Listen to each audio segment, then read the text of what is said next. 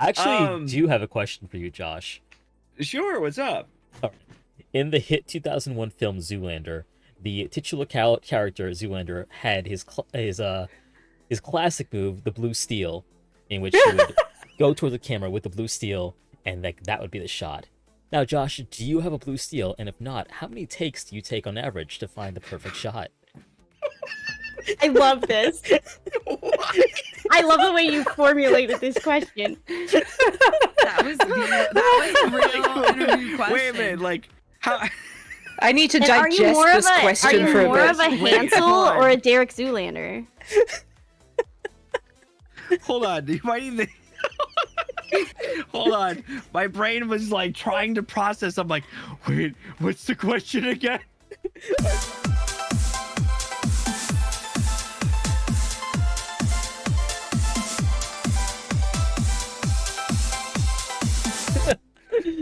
Welcome into this episode of The Depths. This is episode 58, and we're doing a recap, or running it back from an episode a year ago in which we had Josh, Andy, and Podjon. But we're flipping it around this time, and Lady Mystiq is taking the reins. This is an episode about your visual appeal and lewd content. Take it away, Mystiq. Hi, everybody. My name is Lady Mystiq. I have initiated a hostile takeover, and this is my podcast now. Joining me today are Podgekinn, JoshDreamin, and andibunbun, and my lovely co-host Atramentum. It's more difficult than it seems, this talking thing. Today, we're going beyond brand basics, so we're going to discuss your visual appeal, how you make yourself unique and stand out, and how you create your user experience. So, not Josh, Podge. Who are you? What are you doing on my podcast? You said you had a story that you wanted to say for the podcast, so we are starting with that before anything else. I'm gonna be an expert and weave this into my introduction, but hi, I'm Podge. I'm a Goblin VTuber, V-Singer, ASM artist, spicy VA, and general menace. I am very much body positive on all my socials. I'm very loud about it, very loud about, adult content and sex work being, genuine, real work that should be valued. And, I have a little story for you real quick. So, the other day, I was sitting around the Chicago airport on my way home, and I had a long stopover, so I went to the little bookstore, and I see right away they have, like, the little romanticy section and the book talk faves. Mm-hmm. But I was looking for a particular horror book, so they had it. I grabbed it, went up to the front, and anybody who has read stuff from this author knows that her stuff is, like... It's not the type of book you recommend to someone. My iPhone just restarted, but I'm still here, I swear. It's a ventriloquist goblin today. Yeah, I'm sleep talking. It's not the kind of book you just recommend to someone. It's like you gotta know that they're a freak. Is it Haunting Adeline? No, it's this one was called Unworthy, I believe. Okay. I can't remember right now because I have rampant ADHD. But I've read. It doesn't matter. Yeah. The same author. Yeah, the same author wrote "Tender is the Flesh," and that's about cannibalism. And this one is like a religious horror. Yeah. And so I'm talking to the girl at the desk. Checking out, getting my book, and she's like, oh yeah, I kind of understand how you're feeling, because, I'm reading a bit of a dark fantasy right now, and she goes, how on, like, TikTok, there's those guys that, like, wear masks and do thirst traps, and I was like, oh, you're literally talking about my husband and, like, 9 other people that I know, and she's like, what? Really? Have you heard of this guy, Geddon? I was like, and I just immediately thought, obviously, of Geddon and of Josh. So I immediately thought of Josh, because Josh is one of the first people who ever came up on my TikTok doing that kind of stuff. So I feel like it's very on brand for this episode. There he is. There we go. It's fine. Yeah. I can do the podcast in this. The call is coming from inside the podcast. Inside the podcast. What's your favorite scary movie? This one. On that note, Josh, why don't you give us a introduction?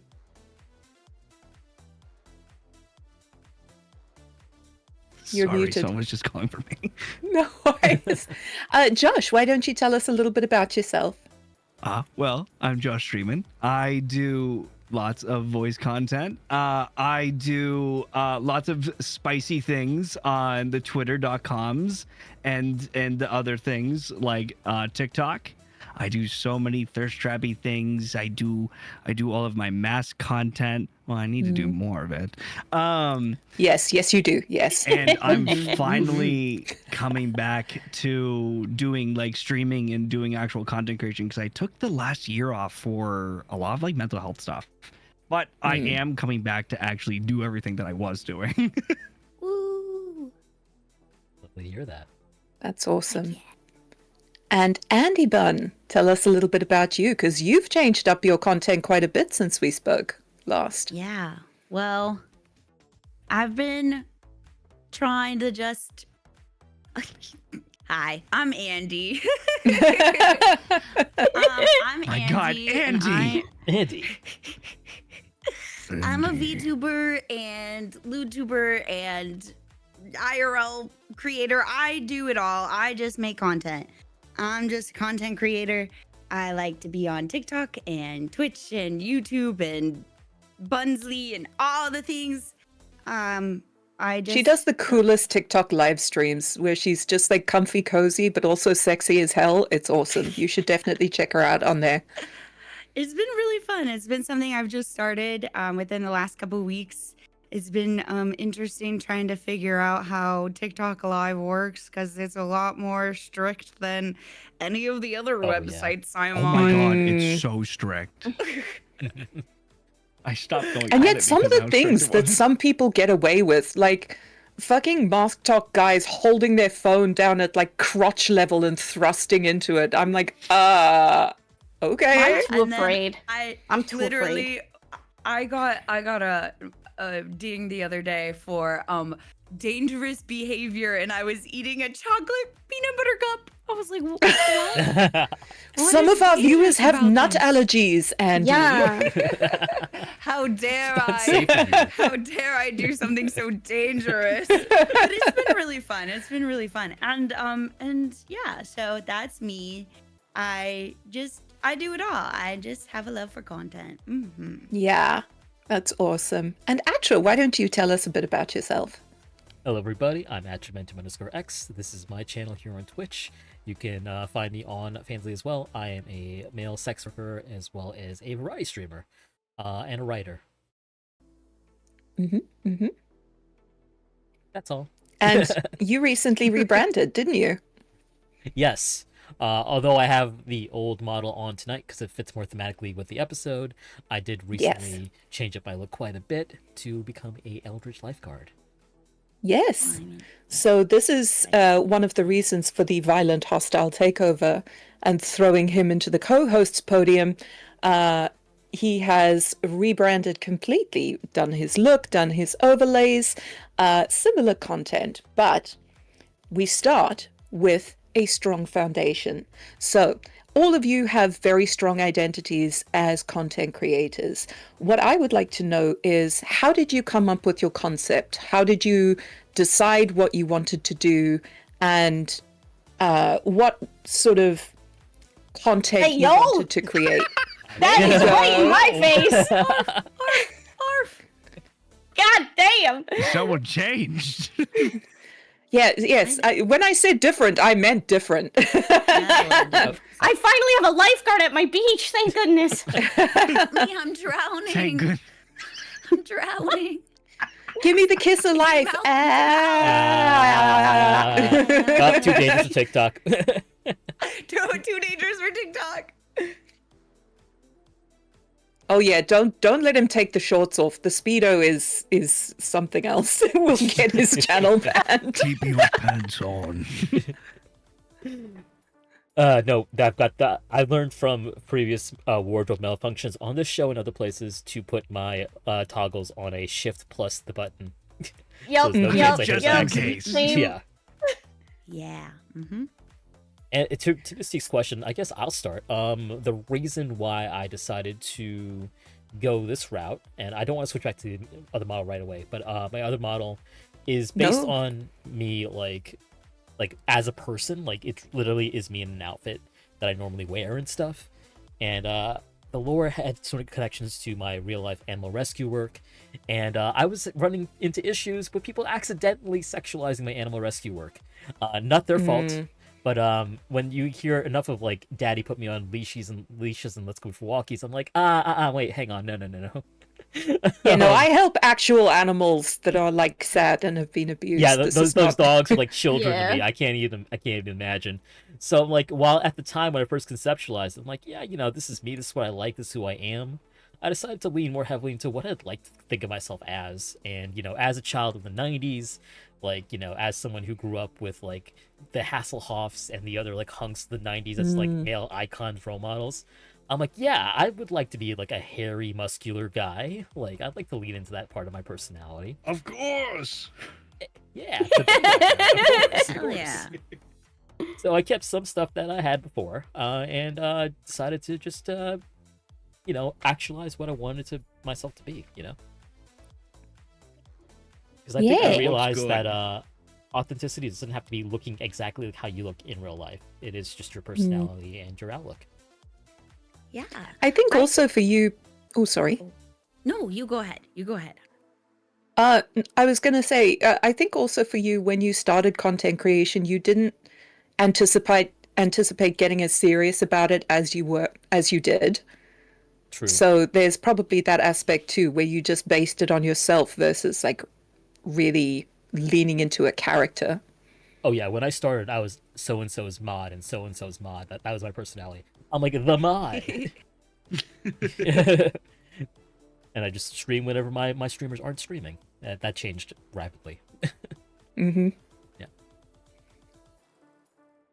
So I was going to say something very similar to what Atra was saying in this same aspect of, especially now, so that I am doing more IRL content along with my 3D and 2D content. Is my model is me. My model is based body shape to look like me, makeup, style, everything is me. But if I could be a cool ass anime girl. So like I wanted it to feel as real as possible for me. And with my model, when people are like, oh, are you like actually a bunny girl? And okay, so before I really realized how integral the VTubing community was, and like how people like came up with lore and stuff for their VTubers and stuff, in my head, I guess my lure was my VTuber is just like an OF girl with a bunny ear headband and like cute little clip-on horns. So I'm not actually a real life bunny as my VTuber either. She's like, Yeah, you're a cosplayer. Yeah. And that's what my VTuber is too. But then as I realized that like I could actually just be a bunny girl, I was like, well, I'll just be a bunny girl. I'll just be a bunny girl. That's like way cuter. I could just But, take this. I'll do it. But Real estate. yeah, so Free real when I estate. made my 3D VTuber, we made sure to like try to model her body after mine and have all of the same toys that I have on in real life, so that it felt as immersive to me, but then also like more heightened, more exciting. It's me, but plus. Yeah. Anime plus. Because everyone who wouldn't want to be a hot anime character, Exactly. You're so right. Give me the ears right now. We're gonna turn you into an anime girl, Josh. Well, Time to get my I'll send fishnets out. Send you the link. You can get this this customizable model. We can make you an anime girl right now. Oh, Yeah. let's go. We got to get you a magical girl transformation. Keep the voice soon, though. They keep the voice. No, just Yes. make it deeper. I'm a Be like- bunny. Yeah, be like the porcelain maid. Like Yeah. goth lolly model, but my like God. deep man voice. That'd be pretty hot, actually. Amazing. All of the femmes here just like sliding off their chairs every so often. Oh my god. So yeah, I think you can have a really good background and a good basis, whether you're like doing it with a model or IRL, just making sure that you know what you want when you're starting up and like kind of have like kind of that basis, because then you don't want to run into problems like Atra did where he has to change some things because he realized he was uncomfy, you know. Mm. Yeah, like, so I'm in a similar boat as Andy, where, so I before this was a professional costume maker and cosplayer, and like to that end, I guested at conventions, I did panels, I was in a lot of publications, my face was very much all over the internet. So when I became a VTuber, I knew people were gonna see me. So I wanted my VTuber to reflect my body type and what I look like, because I didn't want it to be a case of like I'm a standard anime girl body type and then people see me and they're like, oh, she's short and chubby, I don't like that. Like, you lied to us. And so in learning how to draw, I am had lying so hard right now. Like, but I was so afraid because like I was so new into VTubering at the time too. So like I didn't know how people would take it. And I also did want to represent myself so I could cosplay myself. I say, Of course. making my VTuber green like an idiot. Green. Green. But I am it's not very easy being green. it's not, let me tell you. You're so right. Paint everywhere. There's green in places in my house where there should not be green. Oh There's been green in places on my body where there should not be green. Just days But- later finding green on you somewhere. Literally, I have painted my whole body green. Yeah. You can see that on the other website. Yeah, so I wanted to represent what I actually look like so people wouldn't be disappointed, but so I also wouldn't be disappointed in having like body dysmorphia by looking at my VTuber. And I'm just very goblin coded IRL, so it was a pretty obvious choice. And then as I realized people were like into my model, because I was always so afraid in cosplaying to take the step past boudoir. I wanted to, but I was so uncomfortable in my body that I never did. And VTubing kind of gave me that avenue where people were like, people were reacting positively to how Podge looked. And I was like, well, but I look like that. So, and people were like, wait, you do? And I'm like, yeah, you want to see? And everyone was like, fuck yes, say more right now, And- please. Like bringing out the picture books. I'll show you all of it. I know, I'm so happy. Like, I'm so happy about it because it's something I've always wanted to do. Like sex work is something I've always wanted to get into. And I'm so happy and so free now doing it. I love it, and I feel like I made good brand choices. Yeah. Big same, honestly, especially with the body dysmorphia and being able to represent yourself in a way that makes you feel comfortable and free. It's awesome. And for those of you who may not know, Podge was actually the inspiration for my husband realizing that he too is goblin coded and becoming a goblin. Yay! Cute. More. Fuzzy, who had a cameo earlier bringing me a Pepsi Max before we started the stream. Hey, Fuzzy. He is a small little goblin man, and that is One of thanks us. to Podge. One of us! One of us! And Josh, I'm quite interested in your take on this because, being an IRL creator, like, you don't have an animated persona. So, like, the way that you create your user experience must be quite different. It is, because it's almost like I have to make a whole new personality for myself. Like that, like really, like, I'm me, I'm Josh. But JoshDreamin and Josh Creamin are a little different. Like I definitely like me as a person. Like when it comes down to things, is like I'm a little bit softer than I am within my actual content. Like me, I tend to like over exaggerate, and I tend to like do a lot more. Like when it comes to like me doing like voice content, I do that stuff IRL, but it's not as intense. It's not as frequent. So, like with me, I feel like I know like when I started doing it, you know, when I started making content, I didn't think that I would get to where I am right now, and like doing the kind of stuff that I am. I started off trying to do like some silly content. Like my biggest inspiration is like Markiplier. Like that. Like, oh yeah. I can kind of see that. Yeah, like I tend to try to like emulate some of his energy when I'm doing stuff. Especially his bread thing. But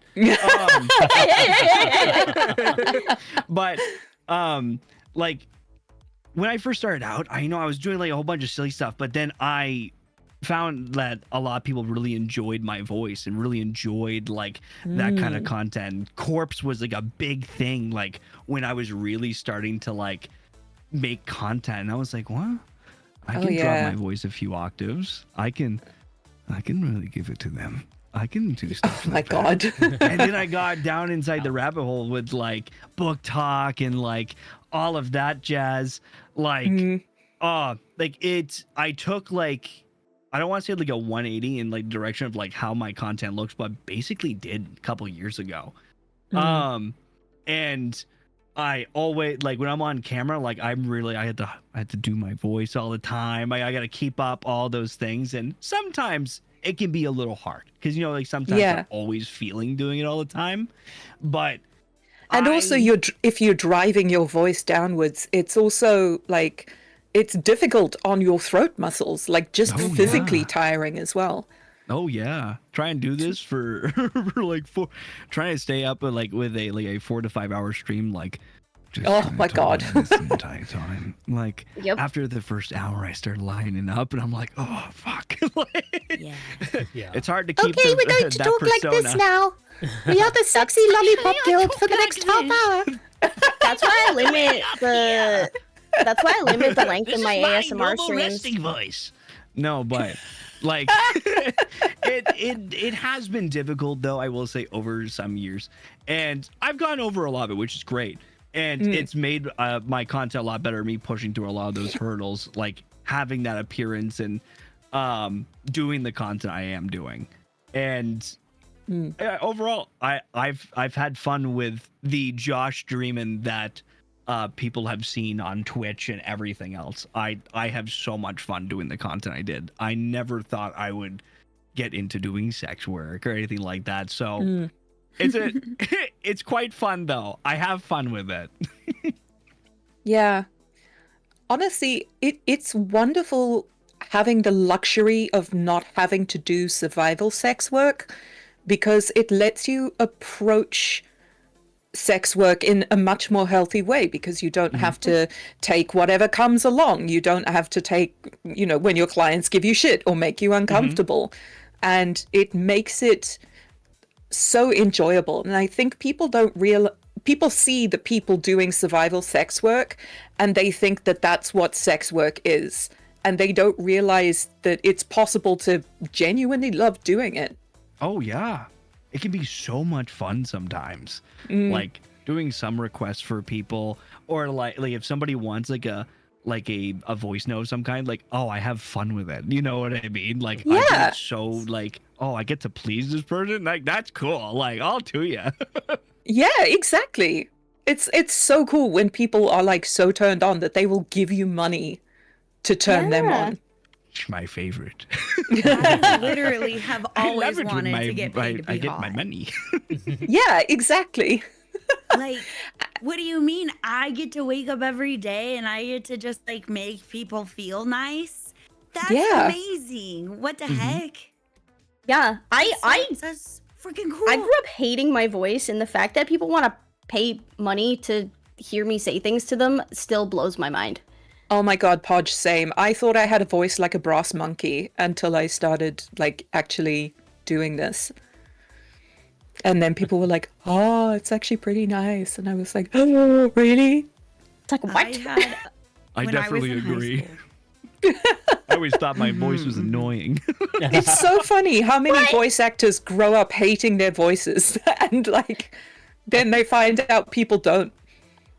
It's I also feel like When I was in high crazy. school, I had a phone job, and a lady literally was like, "Your voice makes me want to off myself. Please good lord. stop What the doing what you're fuck? doing." What?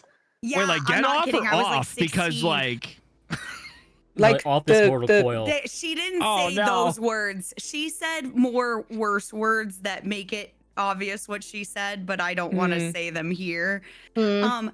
But I was like, oh, first of all, ma'am, I'm 16. Second of all, that was mean, and I just hung up. Yeah, why would you Ever since say then, that Yeah. to someone? fucking terrible. Jesus. I'm 16. I'm a child. I was a I am so child. sorry that happened to you. I'm Jesus baby. Then- Christ, Andy. Yeah. I literally grew up like everyone hates my voice. No one wants to hear my voice. And then now I'm a voice actor. What the heck? Mhm. Yeah. how did this happen?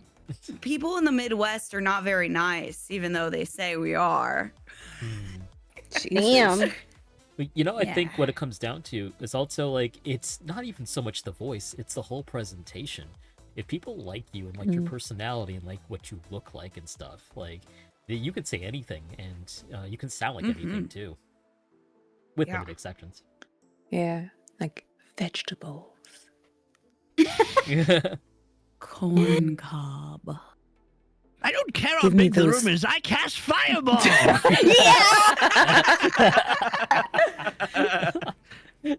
That's what gets me going. I can't get that, boss. Fireball, let's go. that gets the mana flowing. I shouldn't go this way. I'm not done in this area yet. Yeah. My chat likes it when I go, I like bad boys. Your Nifty bad is boy. amazing, and I want to hear you do a cover of Nifty's song. I'm I working really, on really it. do. I'm working on it. Shout out to all the has-been fan people out there. I force Atra to watch it with me. Oh, you. Hey, I love it for what it is. Well, it's just that I'm so busy I don't sit down and watch things at all. Otherwise, I really like it. Say it's very good. Didn't they just come out with like newer stuff for it? They did. Yeah, there's a new Yeah, the season. season just finished 2 days ago. Oh, I'm not I'm caught gonna up go yet, watch though. it. Yeah. Oh, No really? spoilers. Okay. I won't give any spoilers then. Yeah, I think I'm like You can say things. 4 episodes behind now. Same. I You know, have, it's I have so- like short-term memory loss. It's fine. You can go off about it. You know, it's so funny that I started out like completely different because I bought the overlays first, and I also didn't think I was going to be much of a thing. So I made some kind of Vroid, and I was going to be some kind of candy themed space alien thing, and then changed completely because I hated that.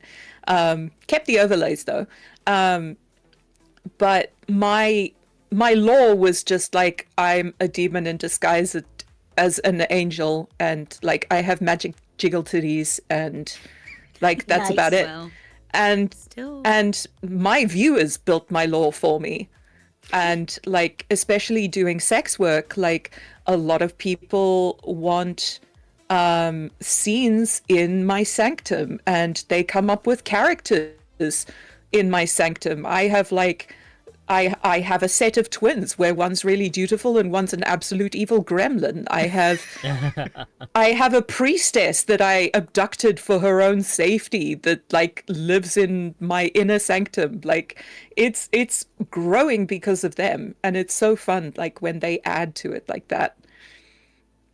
That's I really love cool. that. Yeah, your brand is so much more than just like about what you look like or what you have your character be. Like you Right. can build it just off of your voice alone and not have like one specific character. Truly, like if you know how to like market yourself appropriately and like have a brand outside of just your character, you know. So there's so much more to it when people are like, oh well, like I don't have a original I don't have character a or anything. Or novel-length just, like, lore. You don't need it's to. like, well, just start making build content. it around your voice then, you know? Mhm. That's the main thing. You know, I saw a There's post so the many other day, and a things. VTuber advice post that was terrible advice, and I don't agree with this, but essentially the advice was, don't make your model too complicated, people won't be able to draw it. What do you guys think about that? Nah, fuck them. Yeah, fuck them. Yeah, Do what I you agree want. with that. Mm. Someone I mean, I quote-tweeted quite with, like a "Ah, simple just draw me aesthetic naked," anyway. Smiley face.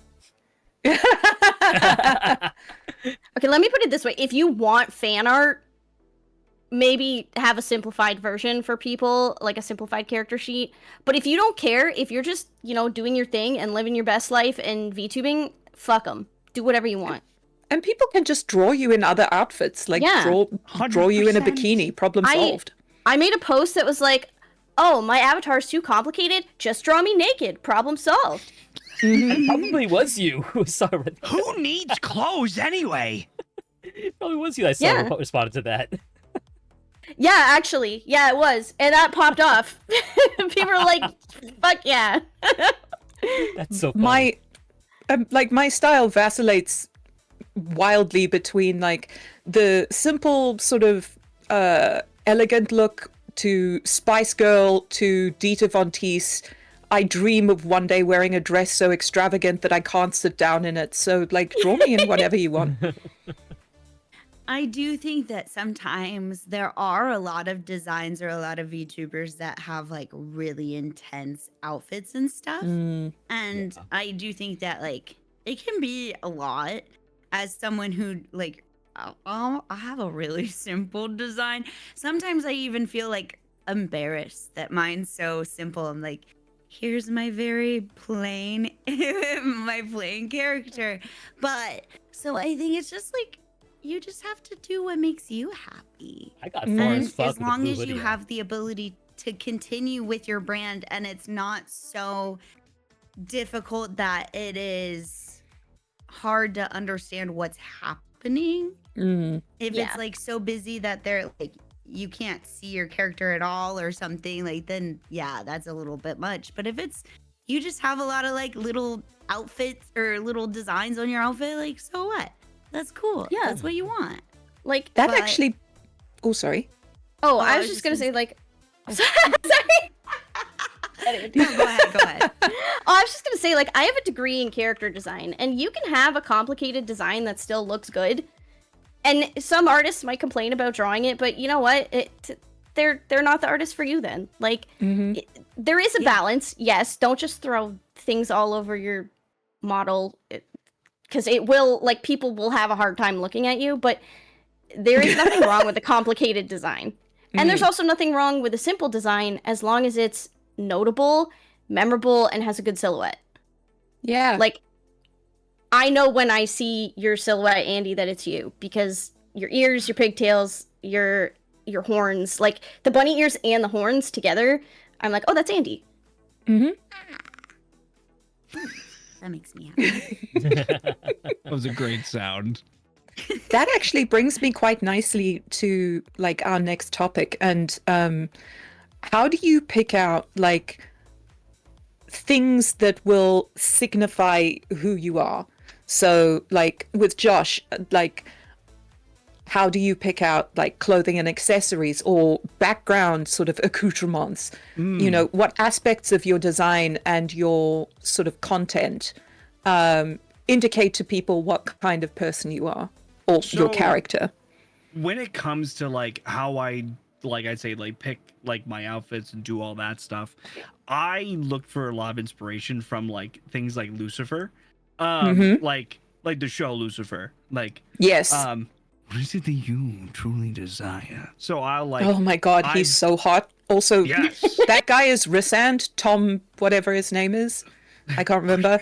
He's He needs to be beautiful. Rysand. I'm sorry. Yes. Yeah, you're right. You're right. So like I have definitely shopped for like a ton of different like clothings that like really kind of like emulated like that kind of energy. Like I have like these like paisley black like felt shirts that look like just super hot, and to me like They men's do. lingerie.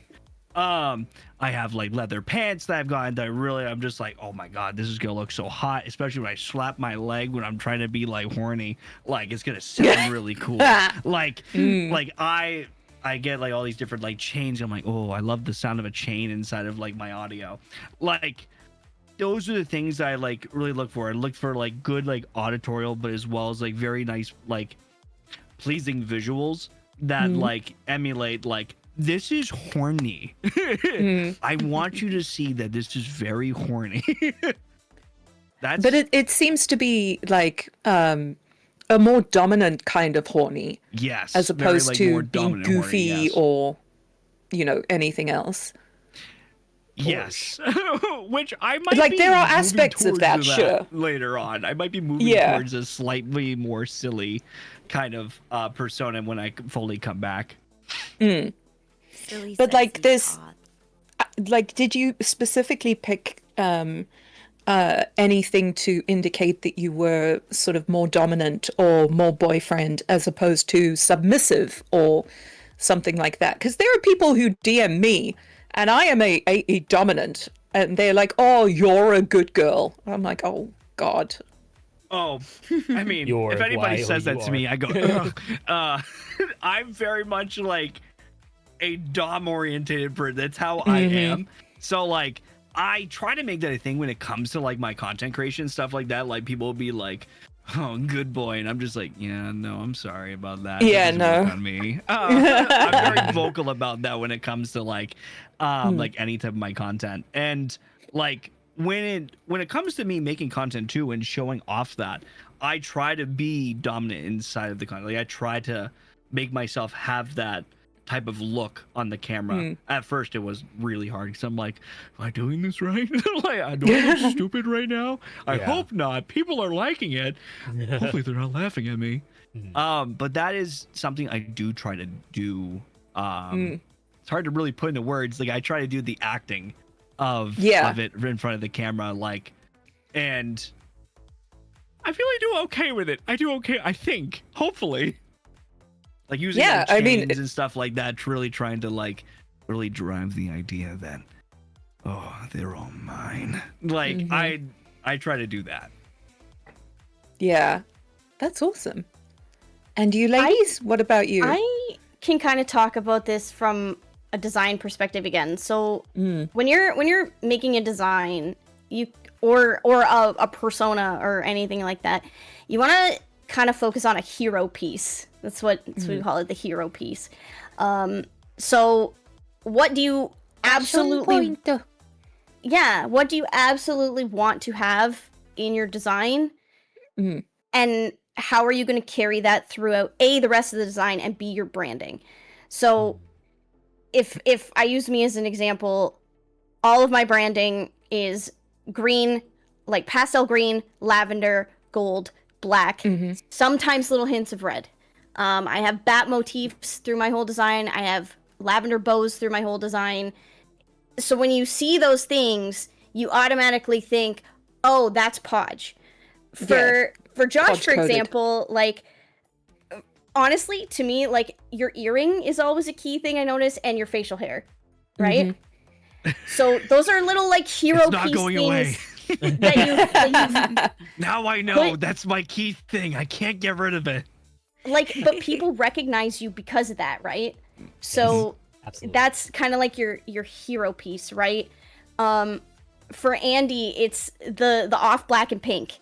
Like the even split off black and pink. And for Atra, this is gonna sound funny, but Atra, you've done a really good job of being like, yeah, I'm the brown guy who does sex work. Yeah, it's true. It's true. You're like, you're always just like, yeah, look for, if you see the brown guy, that's me. Like, you've done a really good job of that specifically, and it's so funny because you lead into it, but now people see, like, a guy who's not white in sex work, they're like, oh, Atra! Oh, the Indian guy, yeah! Yeah! I'm fucking speechless. Am I wrong, though? No!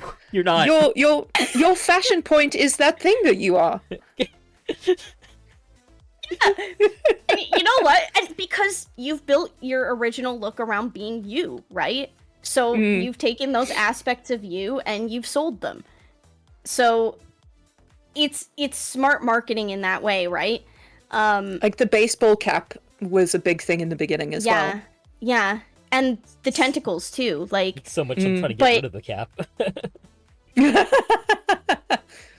It's like work. Josh's facial hair. You just can't get rid of it now. Nope, can't get rid it's of just it. gonna have It to has stay. Yep. Like I can never change my color scheme. Like I've designed outfits that are totally different colors and I'm like I can't do it because it's not my brand. I can't do it. And like I don't know, like Mystiq, you have a very specific look about yourself too. Like it's your color choices, it's the shape of the horns, it's like the way in which you were talking about like the dom stuff, the way in which you like carry yourself through your branding that way. Oh, thank you. It's all really important and it ties your design into what you do, right? So it's stuff like that you got to think about when you're building your branding. Like don't just think about what do I like, think about what do I like that people will unmistakably know as me. Yeah. And there were aspects of my design that I carried through as well, like the ribbons, like that were on both of my designs and that kind of thing. Yeah. I learned so much theory with Podge on the podcast. We learned about 2-point lighting last time, about like taking the Lewd and stuff. Like there's so much technical knowledge involved that like Podge I have a degree in theater. And I'm using it to make pornography. Let's go.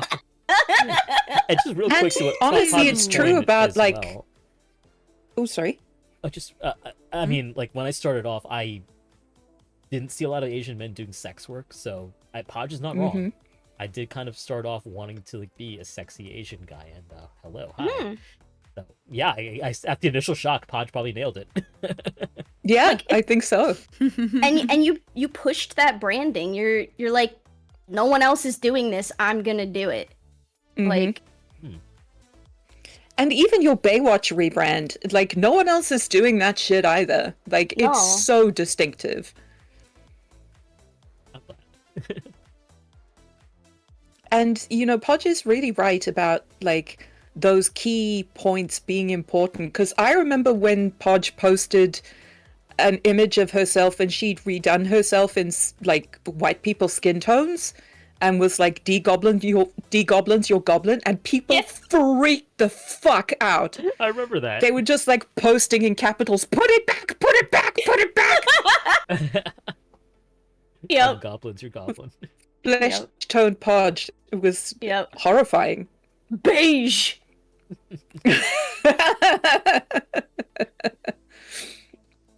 And like, what do you think, what choices did you make that sort of indicate to people what kind of sexual content you make? Like, is it dominant, submissive? Is it, you know, very silly? Is it based around a specific kink? Like, what? Feral. What? Yeah. Feral short stack. Feral short stack. That is kind of how you carry yourself, to be honest. Yeah. I can see that. Yep. Everything here is purposeful.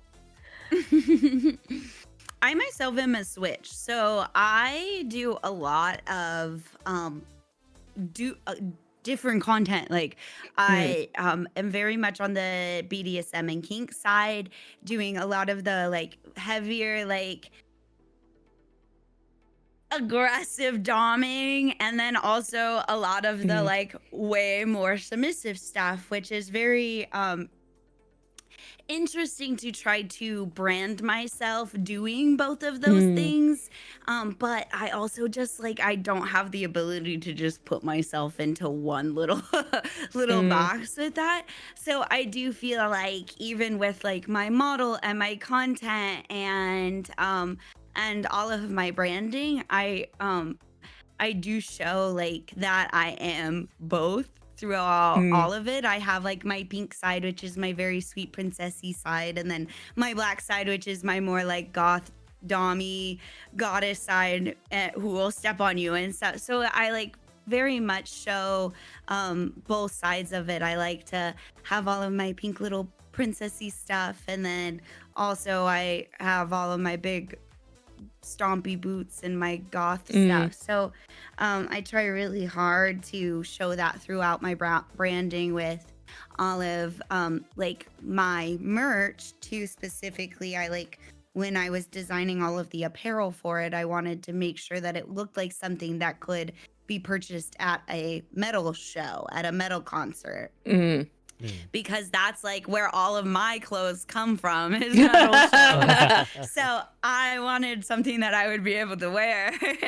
and so like even my merch carries my branding through it. It looks like something that I would wear. It looks like something that my model would wear. It's got the pink, it's got the black. And so it does have all of that duality. Yeah, I can be your angle or your devil. Yeah.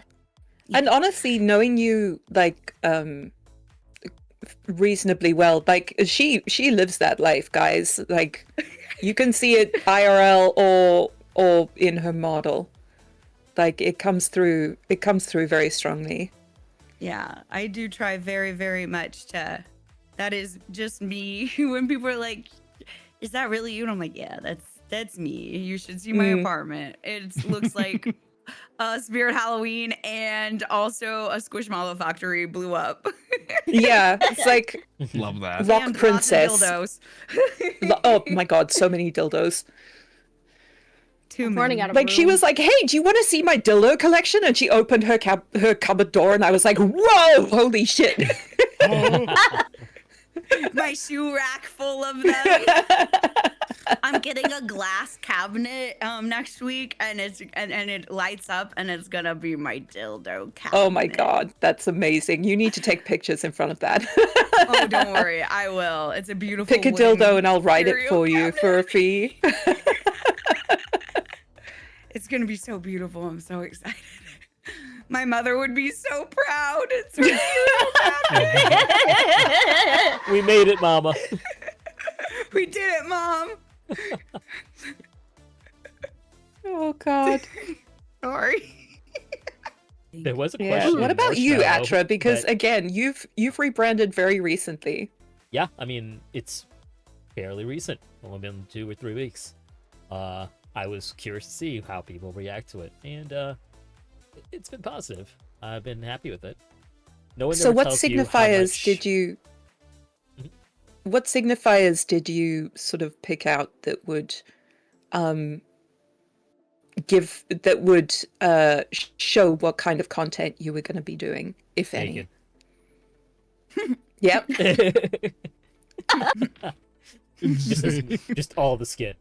All the skin. It does PP. yeah. Skin and jiggle physics. He does have a big flesh tentacle, it's true. I wanted that shit to go boing boing. Everyone knows what that means.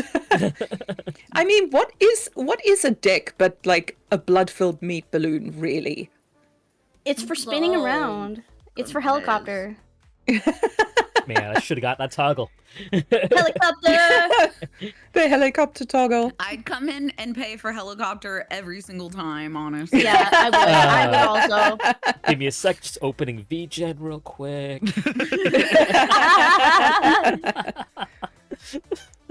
You should make that a goal for one of your for like a long-term thing on Bunsley. Yeah. Make helicopter toggle. Oh my god, but Yeah. yeah, I had better be able that's to like vary another the speed, $500 for that toggle. too. Gotta go slow and fast. Gotta go fast. Yes, Gia, it's me. Hello. Gotta go I am real here. fast. I'll rig that for free. Oh yeah, take off and fly. Just fly off the screen with a dick propeller. Well, The I will say crazy. this, and this is also partially inspired by Josh. The expression was very important. The dick propeller. No. I mean, also yes, all that as well. I mean, But I think so. Like when you see Josh's like content on TikTok or Twitch, he usually has like a half smirk or like a sort of smile as he's doing his thing. You know, that's a key sort of like trademark that I associate him with. That sort of like confident looking like smile. So I also wanted my model to have less of a neutral expression and more to have more of a cocky sort of like, you know, slant to it a little bit. I'm like, you know, that's a subtle way of showing dominance without like really being in your face about it, because there is no manual for like guys to like perform soft dominance like through the visual like medium, so to speak. A lot of it is physical. It's pinning you to the wall. It's like, you know, cracking your whip or something. I don't know how to be dominant. There's I've forgotten who it was, but there's a VTuber with a cupboard on toggle that Right. like it made me like properly gag with my mouth open the first time I saw it. I was like, ugh. Yeah, it's stunning. Yes, please. It's striking. I think he was Vane, Vane. Yes, it's striking. And I think those little subtle things, or in that case not so subtle, but those subtle things really do matter when it comes to like projecting an air of like confidence and dominance that isn't like threatening. Yeah. Yeah, that's true. Because I think with both you and Josh, like you don't seem to do like violent, aggressive, threatening type content. It does seem to be on the softer side. Yeah, being a demon lord of lust is a fast track getting canceled out there, so we don't do that. Oh my god. 100%. Yeah, your people are YouTube already opening Ooh, Google Docs. Daddy. Ooh. Kitten. No, but I do feel Trigger, bad for like, trigger. you know, young male VTubers who get in, who like, you know, they're like 20 years old, they get their first model, and like, yeah, I can be anything I want, so I want to be a hentai protagonist. And it's like, all right, buddy, hang on. I get it, but you gotta change it the way you're presenting Let's yourself. take a breath. Yeah. Ugh. And then they slide into your DMs, and you're like, "I'm old enough to be your mother. Not even your mommy. Your actual Go to your mother. room. Your Clean your actual- room Go while you're at it. clean your room, please. Your homework better be done." Also, Josh, I'm living for your gigantic water bottle. I need one you of love those. this? I love it. Oh, that's so good. I have so many Amazing. stickers all over it. Oh my god, the pink boarhead one from Demon Slayer. I need that in my life. Inosuke. Yeah. Oh Magic god. Water bottle. But so what level of self-disclosure do you include in your content? And again, you know, I'm very interested in the sort of IRL side versus the VTuber side, whereas because the VTuber side is designed for anonymity, right? Where you don't have to tell people your real name, your real face. It's all designed and can be contrived, whereas our three guests do a lot more like IRL content as well. How much self-disclosure versus like mystery do you have in your content? Well, I Thank you, Gia. I didn't even realize going into this that was something that was a really big deal with the VTubing community. I come from IRL content first. I started doing IRL content, and a lot of people who do IRL content use their name, or like, or if you go on TikTok, there's a lot of people that just like straight up make content like in their cities doing their stuff and like showing where they are and stuff every day. So to me, the anonymity of VTubing wasn't really why I started doing VTubing. I started doing VTubing just genuinely because I love anime. And the thought of being a really pretty anime girl was very appealing to me.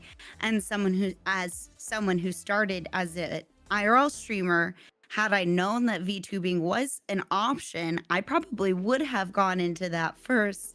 Not because I didn't want to show my face, but because I just think it's really freaking cool that we get to be little anime characters and that this technology exists and that I can go explore so much more than just me sitting in front of a computer by myself as with a camera. But then as I started to learn more and more about how a lot of people choose VTubing for that anonymity. I have a hard time with that Anonymity. Anemone. Anonymity. It I started to understand a little bit more that is something that makes people uncomfortable, or that people started choosing VTubing because they were worried about showing themselves or those sort of things. And I started to realize like how wonderful of an option VTubing is for that. But since I show myself, I show myself. I don't worry about that as much. Obviously, I still like try very hard to not like dox myself all the time or like where I am on the internet or anything, in the safety of like I do sex work and like I have to keep my safety.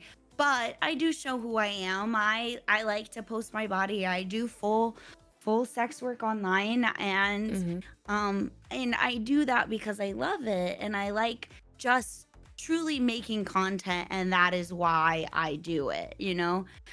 So me being a VTuber isn't to hide myself or anything like that. It's just because I just like making content. It's another way I can do that. That's awesome. I don't have a lot of self-disclosure.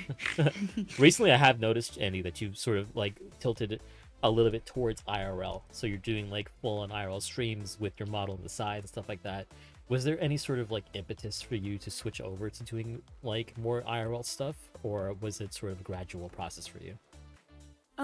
There's been a lot of things kind of happening. I've been really struggling with my health recently with my my Ehlers-Danlos has just been flaring up quite a bit. And so sitting at my computer for long periods of time can be really painful for me. And so I've started kind of doing more of the TikTok streams because I can sit in bed and I can't really use my model when I'm using my phone for streams.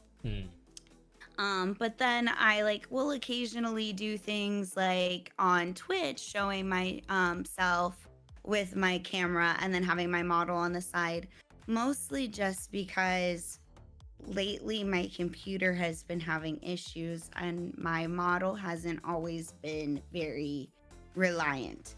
So there's been times where like I can barely even get my model to work, and so it just has been like, well, we'll have both up and see which one works better. So a lot of it has actually just been mostly just the fact that like my PC has been kind of struggling and I need more storage space and upgrading things, and my PC just kind of runs a little bit better when I'm gaming with just having my camera on as opposed to running my VTuber. So I've been trying to figure out ways to incorporate both things because right now everything is breaking. I can't even do VR content because one of my base stations is broken. My computer barely runs my models. It's just everything is broken. Everything is awesome. That is so great. So really, It do be like that. Mostly just been the fact that I need to make money and my computer is only letting me show my face. So guess that's what we're doing right now. Such a mood. So yes, that's mostly why I've been showing my face a little bit more often, but it has been fun. I have been enjoying it. I'm also a professional makeup artist outside of VTubing, so it has been really nice putting my makeup on and like trying a little bit harder the first year or so of VTubing. I like sat in a depression hole in my room with no makeup on and that was really tough for me. So this has definitely been kind of nice, feeling a little bit in touch with myself a little bit again. Really lovely to hear that. I'm glad you're sort of able to show that side off of you of late. I'm trying. Yeah. In terms of self-disclosure, I mean, like, I love talking about my interests. I love talking about like being in New York City and loving my city and showing things that I do, like gardening and, you know, my pens and interests, because I think that's part of my core appeal is that I'm not some like e-boy dude on the internet who is just a one-dimensional thing. Like I have interests that you might have as well, and I like to talk about them. It does of course suck because like having my sex work found out would be a life-changing event for me, and I don't want that to happen. So I do sometimes have to hold myself back, but when I'm like sort of like talking about myself, because I don't want to give so much away that I might regret it, you know? And you know, there are, you do have to be careful when you want to be anonymous when doing this kind of work, because there was a streamer that like someone tracked them down from the reflection in someone else's glasses or in their eye. They got her real face and tracked her down after like zooming in on a reflection in someone's eye. It was like legit like mental illness stalking kind of shit. That's Oh my wild. God. See, and that's where it's like I struggle with a lot of anxiety.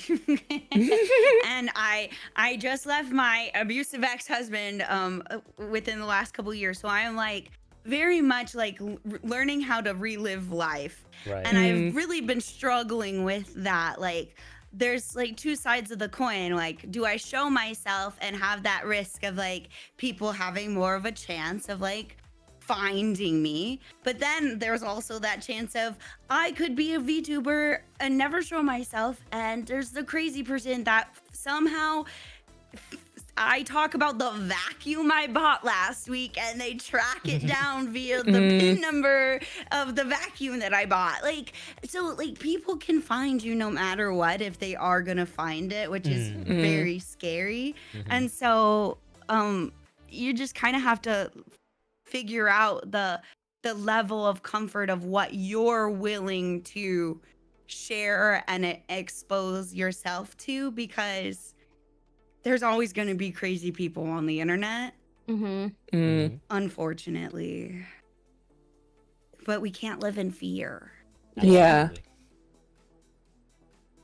And what about like Podge? You include quite a lot of like details about your life and relationships, you know, because you are married to another content creator and you go and you do cosplay and stuff like that. Josh, from what I've seen, which admittedly is quite limited, your self-disclosure, like beyond your sort of physical appearance and your name, seems to be a little bit less. Maybe you do more of it on live. What do you guys think? Wait, are you asking me? Oh, sorry, I'm asking. I'm interested That to was hear what super Josh has to say unclear. too. Being a host is easy. I don't know what you guys are talking about. Yeah. I feel like the only thing I know about Josh that is the gym he goes to. Like, oh, maybe I should post more stuff then. that's not a diss. That's God. just like, you know, based on your persona and the way I experience your content, I'm like, oh yeah, he's a cool dude. He like is handsome and he's got like, you know, he wears all black, has the facial hair, and he works at it. And he's got a gym. mirror. And he's got a mirror. Yeah. Yes. I suppose Yeah. the question for you two is, do you make deliberate choices about what you're going to like disclose versus Yes. like what to withhold? Right. For me, again, like I come from years and years and years of doing cosplay stuff, so like I've always sort of had to limit certain information about myself. It's impossible for me not to make it clear that I live in or around Toronto. So I'm very open about that because I do a lot of events there. I work with a lot of conventions. It's no surprise that, you know, I am somewhere in that vicinity. But Toronto, like New York, is a big place. So, you know, it's not so easy to find someone there as it is to find someone in like, let's say, I don't know, like, I don't Toledo, know, Ohio. a small, yeah, Toledo, Ohio. Sure. So I have that kind of going for me. But, you know, my sister is a photographer. So a lot of times when we do events together or we go on trips together, she takes photos, and she now knows you know, and everyone in my family knows, don't post the pictures on social media until we've left that place. Yeah. So that's probably the biggest thing. If I'm at a convention, different story, because people already know I'm there. If they see me, they see me. And I welcome people to say hi, but I'm also not alone at those events, and I'm also not with people who, like, my family doesn't need that kind of attention. Right. Yeah, of course. Right? It's different when I'm with Geddon because we're both creators, so we both, you know, there's a baseline level of, like, if we run into someone, we run into someone. But my family doesn't need that, and... And also there's, and it sucks to say, but there's also, when you have a man with you and you are a femme presenting person, Yes. there is a sort of sense among sort of male people who may feel entitled to you and your time that you are quote unquote owned or spoken for or taken. Yes, and that's... So it is a deterrent, unfortunately. That is also partially why we are maybe as open as we are about being together and being married. And thankfully our community loves it. Our communities both love that we're together. They love when we do stuff together. They love when we do spicy content together.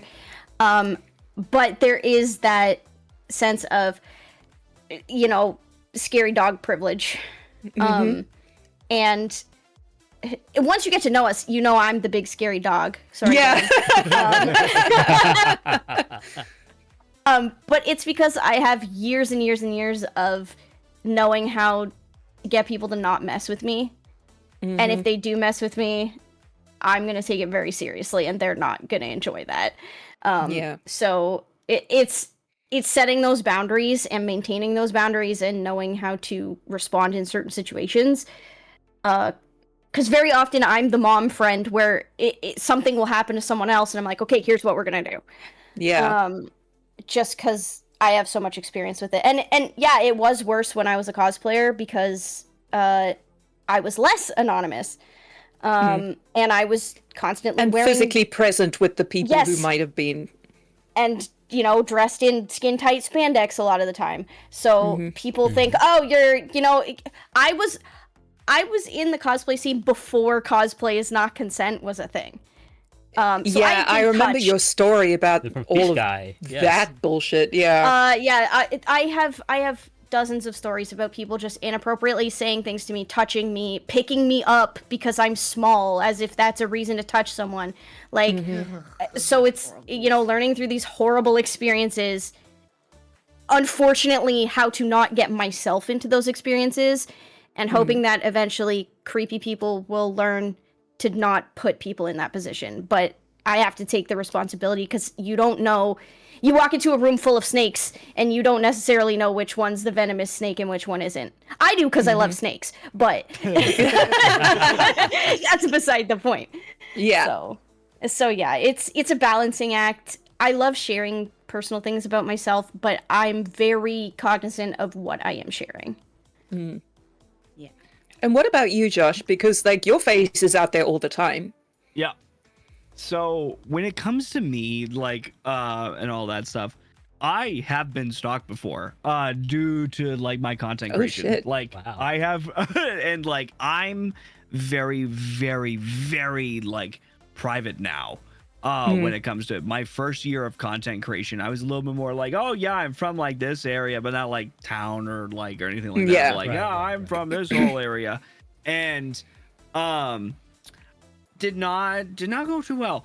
And so now, like, on social media, I'm very much like I don't post like from like IRL job, like I don't post like where like I'm going to or anything like that. Like I'll do the thing like where it's like after I've gone to the event of some kind, I'll post the pictures if I'm going to post anything.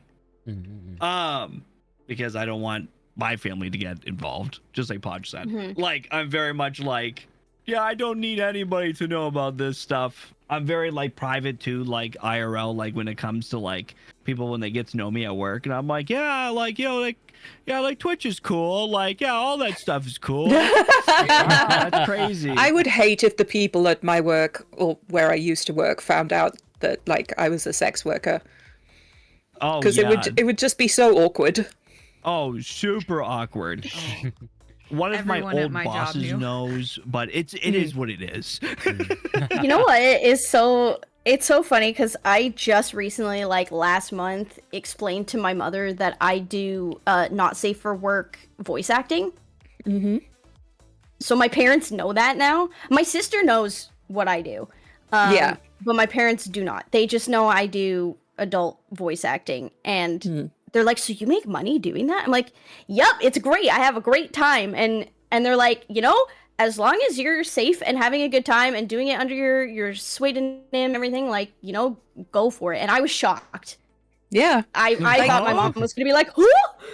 But I was like, yeah, one of the games is going to be on Nintendo Switch. Like, and she's like, what? Wow. That's cool. That is cool.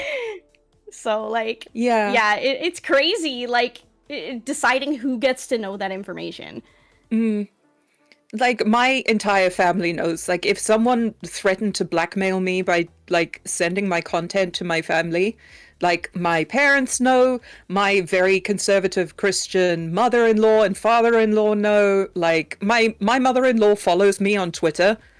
So she's seen I would everything. die. Yeah. I And would. like my mom follows me on Twitch. My dad almost opened my Fansly in front of me because I was explaining to him about like Card and Linktree for because he's a driving instructor, and I was like, you should get your own website. And he like moused over to Fansly, and I was like, I just said go there. Don't click don't. that. It won't make you happy. Just don't. No. So, like, the reason that I hide my identity is twofold. Number one, because I have massive, massive body image issues. I think I am a hideous monster beast and, like, one of the ugliest creatures that exist on this planet. And in fact, one of the reason Andy and I became friends is because I was crying about that on this podcast one day. She's beautiful, by the way. Just Oh, saying. she's talking bollocks. But, like... I'm quite open about like the issues that I have, that I'm disabled, like that I'm streaming from bed right now because I am bedbound. So I do everything from bed. I'm open about like my issues and the fact that it's okay to have them and to work on them, but my actual identity is secret, not because it would be shameful if someone found out, but because I am on disability benefits and our government like hates disabled people. And if they found out that I was able to do any kind of work, they would cut off my benefits, and I can't risk that happening because I need them to live. So that's my reason, is number one, because I'm able to pour myself into a body that I find attractive and I feel represents my inner self, and also to keep my benefits safe so we can continue to live. I love that you brought that up, actually, because that's a reason I didn't apply for disability benefits, because I can't work a regular job like I used to because my body is just in ruins. And but I can't apply for disability because and don't take this in a way of like, oh, I make mad bank, but I make too much money doing what I do. It's like there are thresholds, and if you're over them by like $1, it's like, no, sorry. Yeah. So And the I thresholds can't. are a lot lower than you would. They're expect extremely them low. To be. Mhm. Like you think, oh, they're gonna be thousands of dollars. Like no, No. it's like 500. It's like- you make it's- $500 yeah, a it's- week. It's like much. Yeah. a week. I think for in Canada it's way less than that. I think it's like Yeah. if you make over In the UK, it's like 400 178 a week or something like that. It's ridiculous. It's That's something like insane. $400 a month in Canada. If I could be totally wrong, but that number's in my head for some reason. And I was like, well, I can't, so I better keep doing what I'm doing because I gotta like. Yeah. So like things about my life that aren't identifying, like the fact that I'm married and that my husband is Fuzzy. Fuzzy is like a mod on other VTubers servers, and they're like, Mystiq is his real life wife, and he's like, yeah, Mystiq, I bought her a custom teakwood paddle and she beat the shit out of me with it. Like that's fine. Not the yaoi paddle.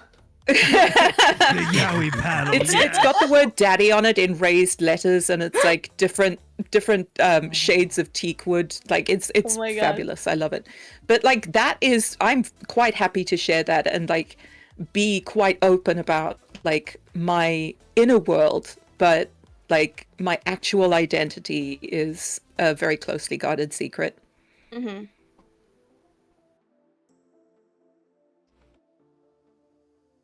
Whereas I think for Atra, like it's kind of the opposite. For him, it would be a massive issue because it would be a scandal to other people if he was found out. For me, other people, like them finding out is not a concern. It's because I need benefits.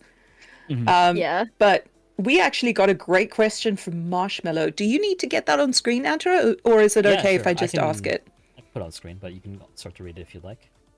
Yeah.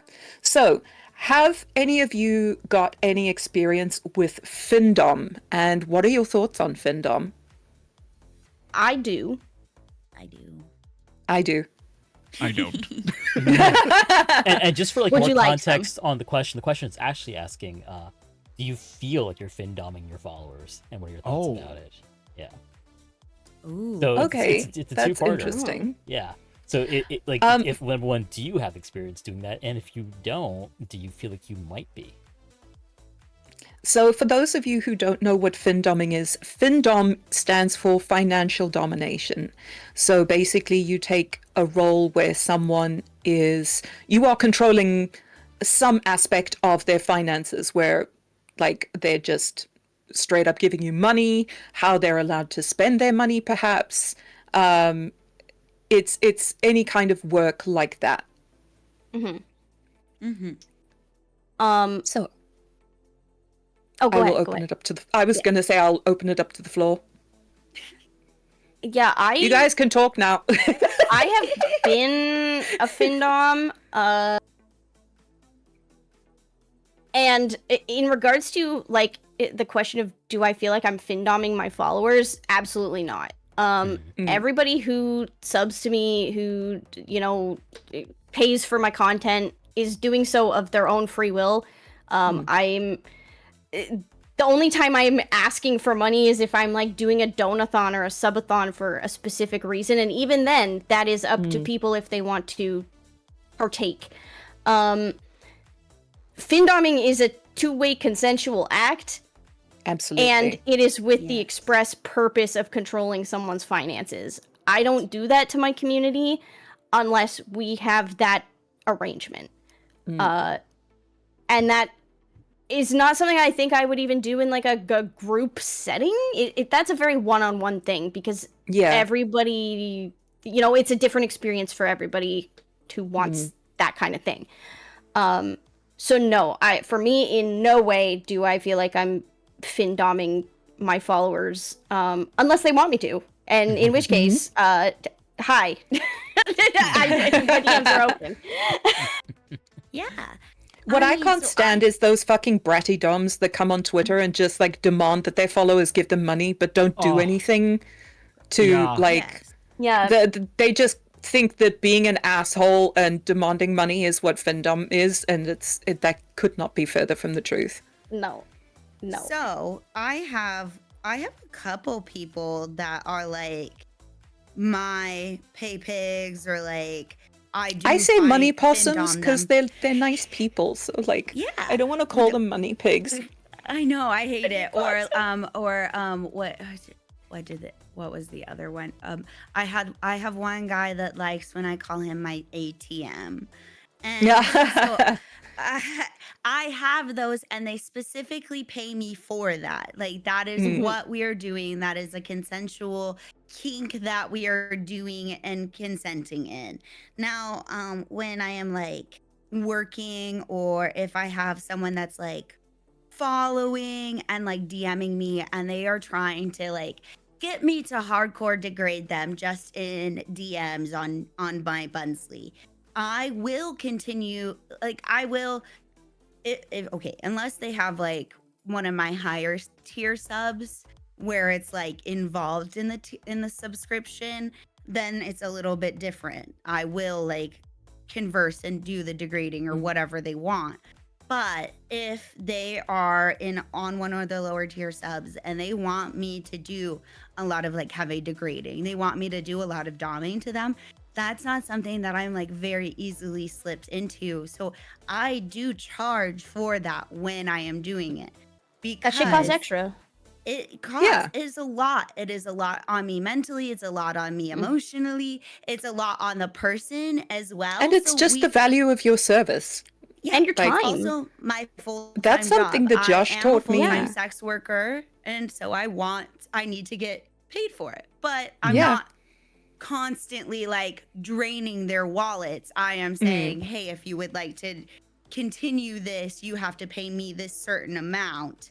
I've had subs be like, oh, I'm not into financial domination. I'm like, well, I'm not fin-doming you. I would like to be paid for what the work I'm doing. Findom is not being paid for a service. Like, you don't go into a restaurant and like get some food and then when they ask you to pay the bill, you're like, oh, you're findoming me, do you? Like, you're paying for the service. I know what you are.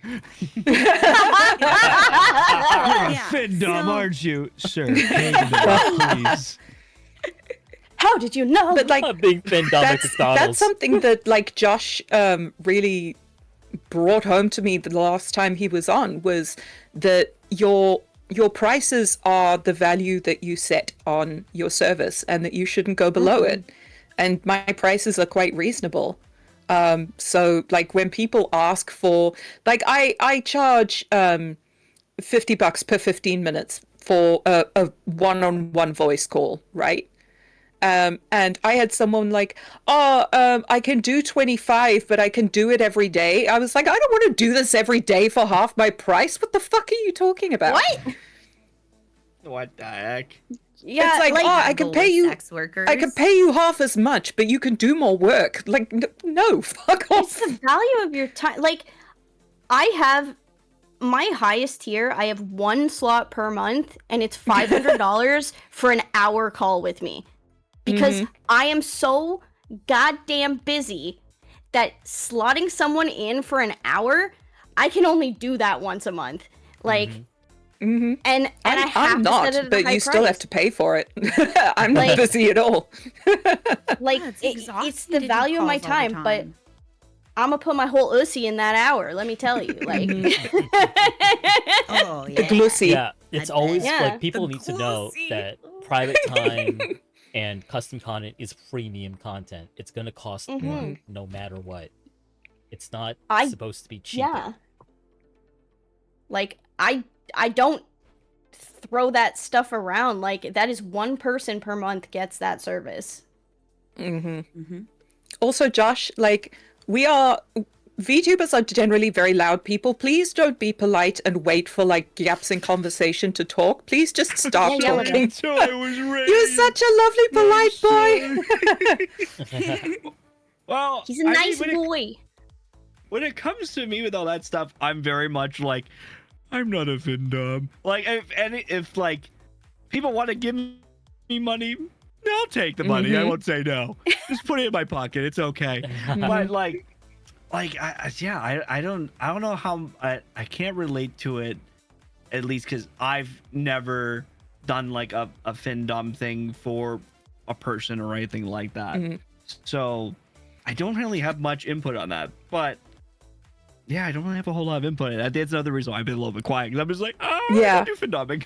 Well, let me ask you this though: do you feel that do you feel a bit of awkwardness like when you sort of perform like on TikTok, whatever it is, and you receive sort of like like if you're doing this primarily for like attention or like views or clicks, whatever it is, and you get like cash or people wanting to give you cash, does that make you feel a certain way? I get like happy that people want to give me money, but like at the same time, like I don't know, I don't get this like what's the word? Like, do people ever want to give you money to try and buy your attention? Like People have showering you with gifts or money and like trying to get you to pay attention or like, you know, get you alone so that like maybe you'll like. So I've never had that personally. Like just in my time, I've never had somebody that wants to do a one-on-one call. Which feels odd after doing this for like maybe like 5 years. Not that Or I you're want really it, good at because I'm setting a very boundaries. antisocial person. Yeah. But yeah, like Or you're really good there at setting have been boundaries, so people- people are like, no. Yeah, no, 100%. Like there are people that are just like, oh my god, pay attention to me. Here, I'll pay this money. Do the Aizawa voice from My Hero Academia. And I'm Oh my like, God. Okay, I'll do that right here. I got you. Like, can I do it right now? Probably not, because I can't remember what he sounds like. But like, people would be like, I know there's used to be these people that would like toss me roses on TikTok, like, oh my god, do this voice, do this voice, do this voice, and like I'm like, oh yeah, sure, give me money, I don't care, fine. Yeah. Let me just toss the voice on. Yeah, I've always said that I like the transactional nature of sex work because it removes a lot of the ambiguity that comes to the traditional creator like loop. You know, 'cause, you know, Parasocial loop. right, the parasocial loop. I feel that that the transactional nature of it was self-reinforcing because it's like, okay, I'll do this for you, but you're paying me to do it, and you should expect nothing more than what I'm giving you in this current moment, so to speak. And that's how I sort of like defined how I want to do this. Because at the end of the day, I really do judge like my Lewd content on how well it does. Like that is a metric. It's a metric that matters.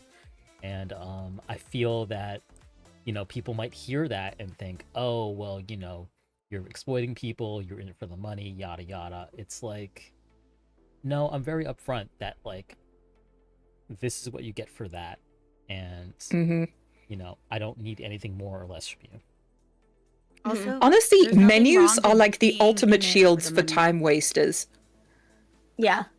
Like when people come into your thing and they're like, hey, and you're like, hi. And they're like, how are you? The second they do that, I know they're a time waster. And I'm like, I'm okay, thanks. How are you? I'm horny.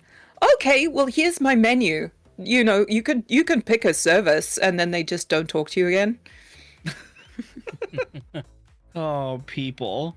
It makes it so much easier. It really does. Or people will I'm start sorry, at like, Andy, did I talk over you? No, I think we just started talking at the same time. I was just saying, there's nothing wrong with being in it for the money. Like, this is my full-time job. I'm in it for the money. That's what I'm forward about that. Like, yes, I love content creation. I love streaming. I love making content. But I do this to get paid, and I'm going to get paid for it. You know, I'm not gonna sell my biddies for free. Like, I like posting my biddies. You know, I'm hot. I am, but like, I'm gonna get the cash for it. like, I'm hot. would you do any other job for free? No, like it's a job. Exactly. You're allowed to enjoy your But job. like when you're an entertainer, people feel entitled to you, and that's another Yeah. thing entirely. You see with like athletes too, when like a player doesn't sign with a certain team. Oh, he's in it for the money. It's like, Well, yeah, like, he's got, yes, that's what obviously. he's got 10 years that's to what make work is. a life-changing amount of money. He's gonna go where the money's at. Yeah. Sure, I'm in it for the money. but it like That was- I'm in it for all the sweet, nice people, but like also, I need to keep my lights on and feed my Frank. yeah. I like the note about the menu stuff too, because like there's also, you know, if someone looks at your menu and they don't see a certain thing that they want, it gives you sort of a like you said, a shield. Like someone asked me recently if I do spicy texting, and I don't, because I don't really have the time, and I'm also not really comfortable doing that with random people who I don't know, because it's like I don't know what you like, and I don't like I can't I can't figure out a transactional way of doing that research and making it worth my while, right? So that's not something I offer, because it's not something I can really wrap my head around in a way that's enjoyable for everyone involved. It comes really easily to other people, but for me, like, and it's funny because I come from a background of erotic role playing, Yeah. but I'm gonna write you like 7 paragraphs. Yeah. I can't sext, but I can write you a novel. I don't think that's what people Just give want. me like an hour. I'll get back to you. Yeah, It's yeah. not. I do sexting, and they always just want to like, oh, I'm hard. I'm stroking it, and I'm like, that's it. That's all you're giving me. I want to be a princess. I thought we were role playing. Give me more I have a guy. substance. I have a guy this. who wants like his thing is very specific. He's like, I'm a futanari and he's a little weed with a gorgeous girlfriend, and he wants body comparison between himself and her. And like he has come to me on like 15 different accounts. He deletes them and gets new ones like constantly, and I always know it's him because he'll DM me and be like, "Hey, you're the queen of body comparison." I'm like, I know it's you. Listen, George. Listen. I know it's you. It's like 15 different people with this incredibly specific kink and scenario that they want. I actually had a former Finn sub do that. Really? Yes, because he got to a point where he was no longer able to pay me for my service.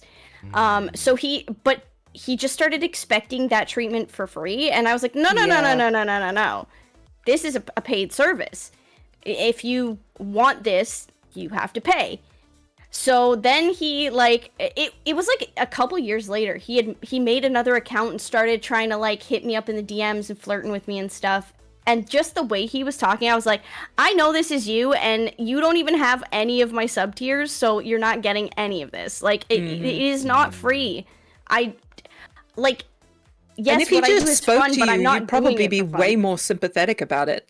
Yeah. And I was at the time when he was like, hey, I can't pay for this anymore. I was like, that's totally okay. But then he was still jonesing for it. So he was trying to like sneak it in for free. And I'm like, no.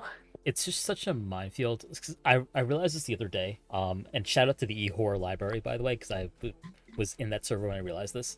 Because, you know, sex workers do compare like client experiences and what people say to them and such. And there was a thread that came up about like someone asking like a sex worker to cut their hair, and you know there was a discussion like, oh, is this fine? Like, why do people want that? And it turned into like, as we were discussing it, like, oh, it's actually a control thing and like a masculine domination thing. Like, oh, I can make you do this to yourself. Yeah, I can, like... that's what YSF got into trouble for. Was he was making his like followers who were very parasocially entangled with him like cut their hair and starve themselves and do my God. things to their bodies that would have long-lasting effects on them, and that so, was like, the reason he got cancelled, which sucks because he was a good creator, but yeah, massive piece of shit. When you're talking to like random people, and the world of kink is so massive and large, and you're offering texting, God knows you can run into all kinds of like kinks that seem innocuous but are just fucking awful, like you know. And it's hard to vet such a thing. And watchers, if you're ever wondering why texting might be very expensive, this is why. Yeah, and like the control thing as well, like it just makes me think of andibun, because like you have some experience in the tattoo world. Another thing that there are men, particularly unfortunately, something they do is something called tagging, where they will bring a girl in to get their name or their face tattooed on them, usually in quite a prominent place, and be like, oh no, we'll come back tomorrow and like get me done with your name, and then they don't come back, or they'll come back weeks later with a different woman. And It's a form of most tattoo artists will refuse to do those kind of commissions because it is a form of control and abuse. What the heck? Yeah. Wild. You start to realize that there's a lot of abusive tendencies when it comes to kink and stuff, where it's like people hide their abuse as kinks when it's really just, this is your way of abusing people. Right, And then exactly. so okay, I am a very aggressive person when I say these things, and I always feel a little bad, but people don't respect sex workers, and we all know that. Like, we are the number one thing that we are still murdered daily. We are still never, like, our our murders are not researched. Like the police don't care about us. Like we are not respected, and we have to be the ones to demand that respect. And if we don't, then people will continue to disrespect us. So there's so many times where you have to like be very aggressive in your boundaries when you're talking to people in this world. Like even just today, I had someone that messaged me, and he said, didn't even say good morning to me, just said, I'm horny. I woke up really horny. I want to sext. And then I didn't reply because I was still waking up. And then like 10 minutes later, he sent the money and then said, I really would like to sext. Didn't even wait for me to respond. And had he waited for me to respond, I would have pretended to be asleep. Money, had he not sent the money and waited for me to respond, I would have sexted him. I would have been like, hell yeah, let's do this. But the fact that he didn't even respect me enough to wait for me to respond and say, yeah, I'm available today, and just expected me to be a sex toy for him and sent the money. On I was like, demand. no, I don't have the time for that. Like, you didn't even wait for me to respond to you. You need to respect me. And if you're not going to respect me, you don't get to be here. And so it was like very much like, and then then he said, oh, well, we can get to know each other. And it said, yeah, I don't want to get to know you. I don't want to I know don't you. care to get to know you. I just would have liked you to say, hello, good morning. Do you have time for me to do this? And then waited, you know? So there's very much a tone of respect that needs to be there, because there is so many sensitive things and boundaries that if we don't cross, or if we don't take those boundaries into consideration, then it crosses into that more abusive territory than a consensual relationship where you are consenting to have those things happen to you know?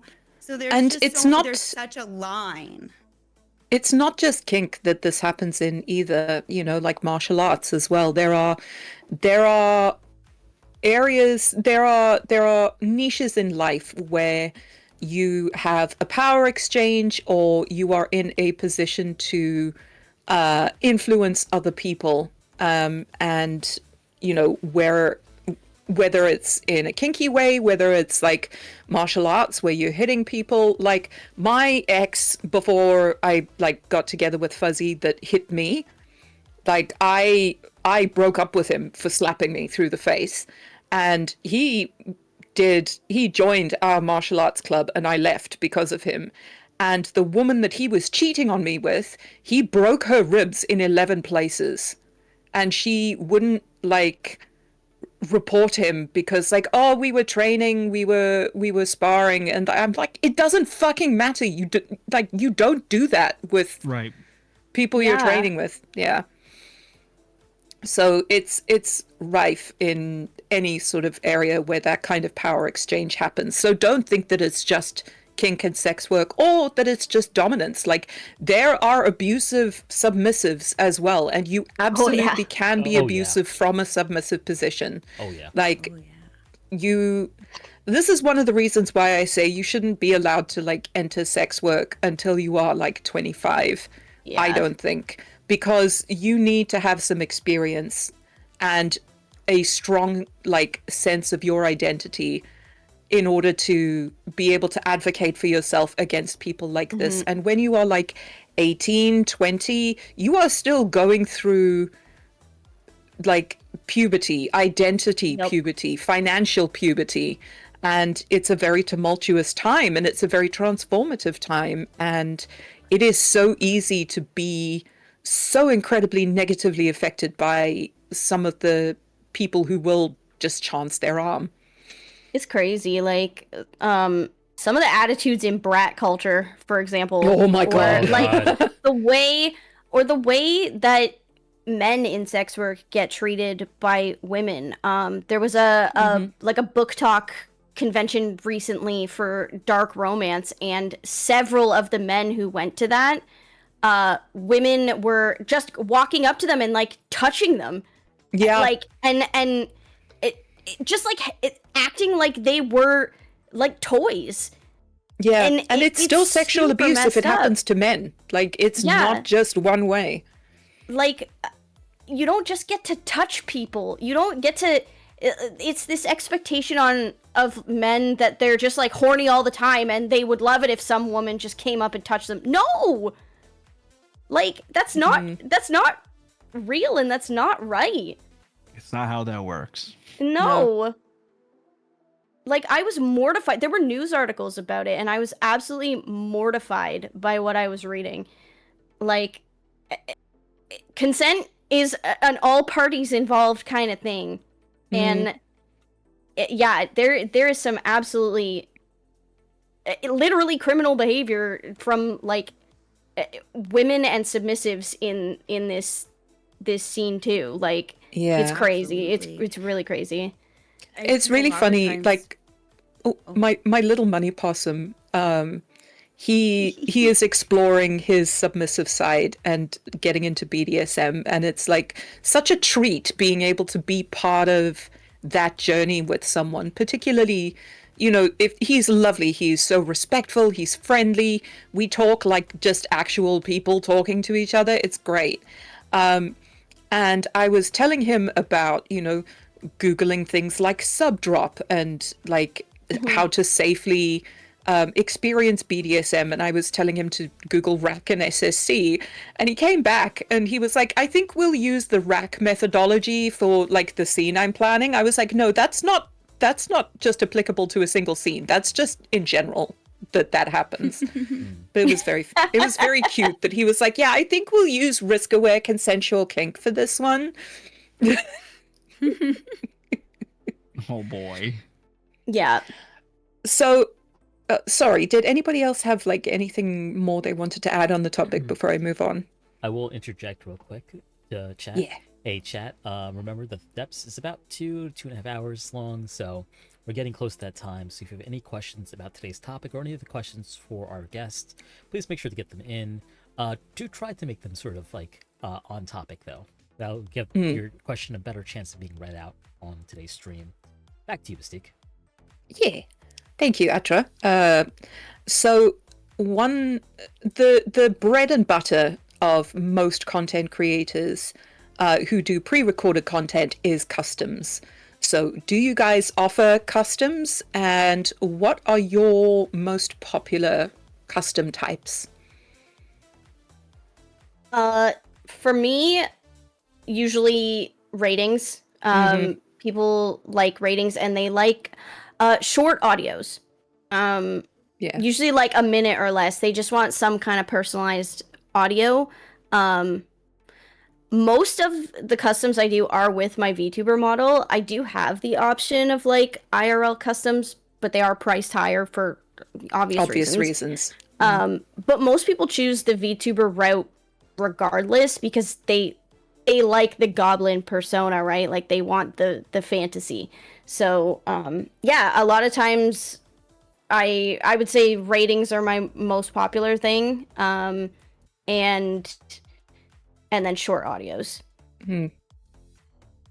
I do a lot of customs. I do, well, when my VR is up and running and I don't have a broken base station, mainly most of my customs are VR content. So VR videos, pictures, and stuff like that. And then I also do a lot of audios as well, though I have a 5-minute minimum on my audios. So Same. I don't do customs unless they're like more worth it on like a longer time frame.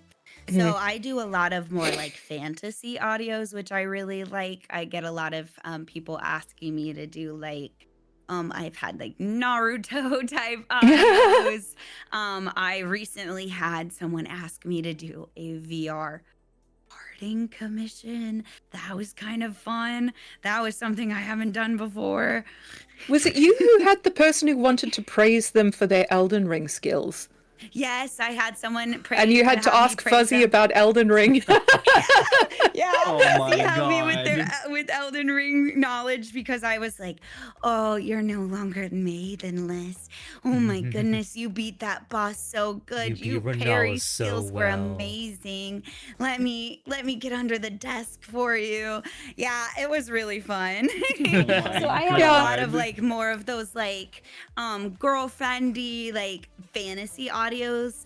I did a lot of like smoking content before Fansly Banned denied it. me from it. Mhm. Ah. So I would do a lot of like coming home from work and having a smoke sesh with your girlfriend type content. And those were a lot of my customs. So now it's mostly just other types of audio. It's just like coming home to your girlfriend and or sucking you off and stuff. We're gonna suck on these Completely without lollipops. marijuana, without no These devil's lettuce. bubbly lollipops. Yeah, so I do quite a bit of custom content. I lately have also been doing a lot of little people really like personal stuff. So like doing like tip $10 and I'll like suck my dildo and moan your name for 3 minutes or something like that. And people really like that. So I've been doing a lot of that recently and that's been a really great thing, especially when I can't like stream as more regularly. I can do something like that and still get a little bit of income without having to like sit down and like really work on a whole lot of customs. Right. Josh? With me, customs, the only thing I really do is I do like custom like audio messages and stuff like that. I don't do like a whole lot of like video customs or anything like that. I used to just do, like when I was doing content all the time, I would just do just voice requests like type of things. Like if people wanted me to do like a joy in a sense, like I would do like some of those. But I never really had like a limit on like how many minutes it was. It was kind of like we'd figure it out inside the moment. That would Type of make me thing, so at least for anxious, me. not gonna lie. What's that? That would make me very anxious. Like, is this long enough? I better keep going. Yeah, no, I definitely did. I haven't done that in a long time. Because I was just like, I don't know how I feel about this. And I did a little work for like Dipsy like right after that, and I was like, this is cool. Maybe I will go into like Quinn or something and do voice stuff. But I slowly just stopped doing custom because I felt like I couldn't keep up with it Stuff. personally. When you jack the Common prices stuff. up. Yeah. Yeah. No. Well, IRL job and then Yeah. like trying to do it both full time was just very hard. Having the spoons to do like a second job can be really hard. Oh in my comms god, that it was matter. so I don't know how people do it, honestly. I did it for a long time and it was a Yeah. I did for like 3 years and that was wild. Yeah. Like being a full-time VTuber is already like 6 different jobs. Yeah. I can't 'cause you're an imagine doing another editor. actual job. Social Yeah. media manager, editor. Yeah. Yeah, and Fuzzy's like he keeps getting on at me to get onto more platforms. I was like, I cannot do No. anymore. How? I cannot. I When? I can't. can't even run a second Twitter account. Come on, people. And a blue sky too. Yeah, like you tagged me on that. Well, I today, have and was like, oh, that ADHD. exists. I forgot. yeah. I actually interviewed for an agency not that long ago, and they'd be like, would you be open to making a more safer work Twitter or moving your not safer work stuff to a different Twitter? And I was like, I'm going to be real No. with you. I can barely handle managing one Twitter, and I have ADHD. If you give me 2 Twitters, I am going to forget one of them exists. Yeah. Like, it's not, I can't do it. Yeah. And like my my main like custom is like Podge, it's also ratings. And it's super funny when people ask you like what's your most what's your most requested thing, and it's just dick ratings, and people are like, what? people who aren't in the porn scene, like, people want you to rate their dick. I'm No, like, it yes. You want me to Yes. look at their All the time. penis? Consensually asking people look at your weenus, like, that's a big thing. Yeah. And I Yeah. also have a dick pic viewing fee on my menu, so that if people send me unsolicited dick pics, I will send them my menu and say, I have a $5 dick pic viewing fee. I will look at your dick I do pic the and same respond thing. to it. If you send me the money and they're like, oh, you don't need to respond to it, and I'm like, well, then I'm not looking at it, so Yeah. okay. Sorry. As you know. But I the think- majority oh, sorry. No, I think that's like a great idea. Like I do the same thing, and I also tell people when I'm doing their ratings too. I'm like, I won't be looking at this until I do the rating, so that the reaction you get is the genuine reaction. That's a good Yeah, point. I do Yeah. that. I do too. Yeah. Yeah. And the other main type of audio is like very immersive roleplay audio. Like, I am coming from a radio family where I did, like, radio dramas, theater of the mind. I'm very into creating soundscapes.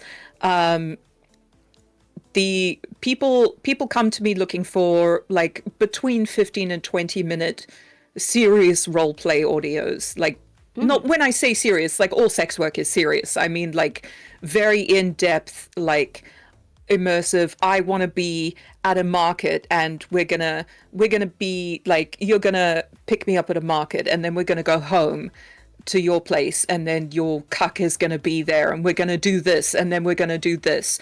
Or we'll be like, one of the ones I did recently was the twins. Like, my character, Lady Mystiq, wasn't involved at all. She wasn't even there. Like, Oh. it was the twins, the good twin and the evil twin. The evil twin was stuck in a like glory hole thing in a bathroom. So she was like stuck bodily through the glory hole. And like, I did like this immersive thing where the guy was like fucking her, but like through one ear you could hear other people's footsteps coming in and going and using the other side and coming in her and then leaving, and other footsteps coming in, and like that Lord. surround sound of people being all around you. That's and then all going your through to the skills other all at side. once. All your Yeah. skills. So like, that's the kind of thing that people come to me for, because that's the kind of thing I love doing. It takes forever. Like, I earn minimum wage doing this shit because like I spend so much time doing course. it, but it's really fun. Audio editing is no joke. It's Oh my so- fucking so god, much. no. I got a guy for most of mine. I'm like, can you please? I can't. I'm flicking someone at you. I can't do it, man. It's like, I could do it, but it's gonna take me like 16 hours. It'll take you like an hour, so please. Yeah. Just, please. Yeah. And like, I've had a guy who came to me and I was like, okay, well, turnaround time is like 7 to 10 days. And he's like, why does it take so long? And I was like, because of editing. He was like, does it really take that long? And I'm like, yeah. What's and he's like, what's your longest one? And I was like, I spent like 11 hours doing an audio that ended up having like 19 different audio tracks, Good 4 lord. of which were just me whispering different Oh my things, like God. in a binaural way. Yeah. Yeah. Oh. That's pretty It cool. was awesome though. I can't wait to post it. I have a question for Podge specifically. Okay. So, knowing what we know about like how goblins are portrayed in anime and fantasy, and how like other people who have personas themselves may like perceive themselves as like, let's say, goblin slayers or whatever, how do you deal with Oh, people God. coming into your DMs Okay. or requesting content that sort of Thank like you for involves asking me this. Okay, so my community knows that we don't have goblin slayers. We have goblin layers. You come in as a goblin slayer, you leave as a goblin layer. Because I get it all the time, constantly. I get, even yesterday, just on Twitch, I had someone in my chat being like, "Oh, I'm here to kill the goblin." Like, it's like, okay, that's great. Like, good luck. Why are you in my stream? Like, I do get requests for audios where I'm like a feral goblin and they're like hunting me, and then it ends up being like horny. I love doing stuff like that, but when it comes to my streaming, you're not a goblin slayer, you're a goblin layer. Mhm. I'll do audio content where it's like, you know, submissive and breedable feral goblin, or like really super horny goblin wants to breed you. I'm literally working on one right now to like accompany my own hole. So anybody who's bought Ooh. my own hole will have access to this audio. Oh, Also, Podgers on a whole has a nose. It's like really Well, something. I have two onaholes. I have the mouth one. Well, the I one that's a have- mouth has a nose, and like the other Yeah. one doesn't. Can you It's really imagine just cute. like a pussy with a nose above it? That'd be really funny. The Like, other one your has, clitoris is just a nose. yeah. Lord.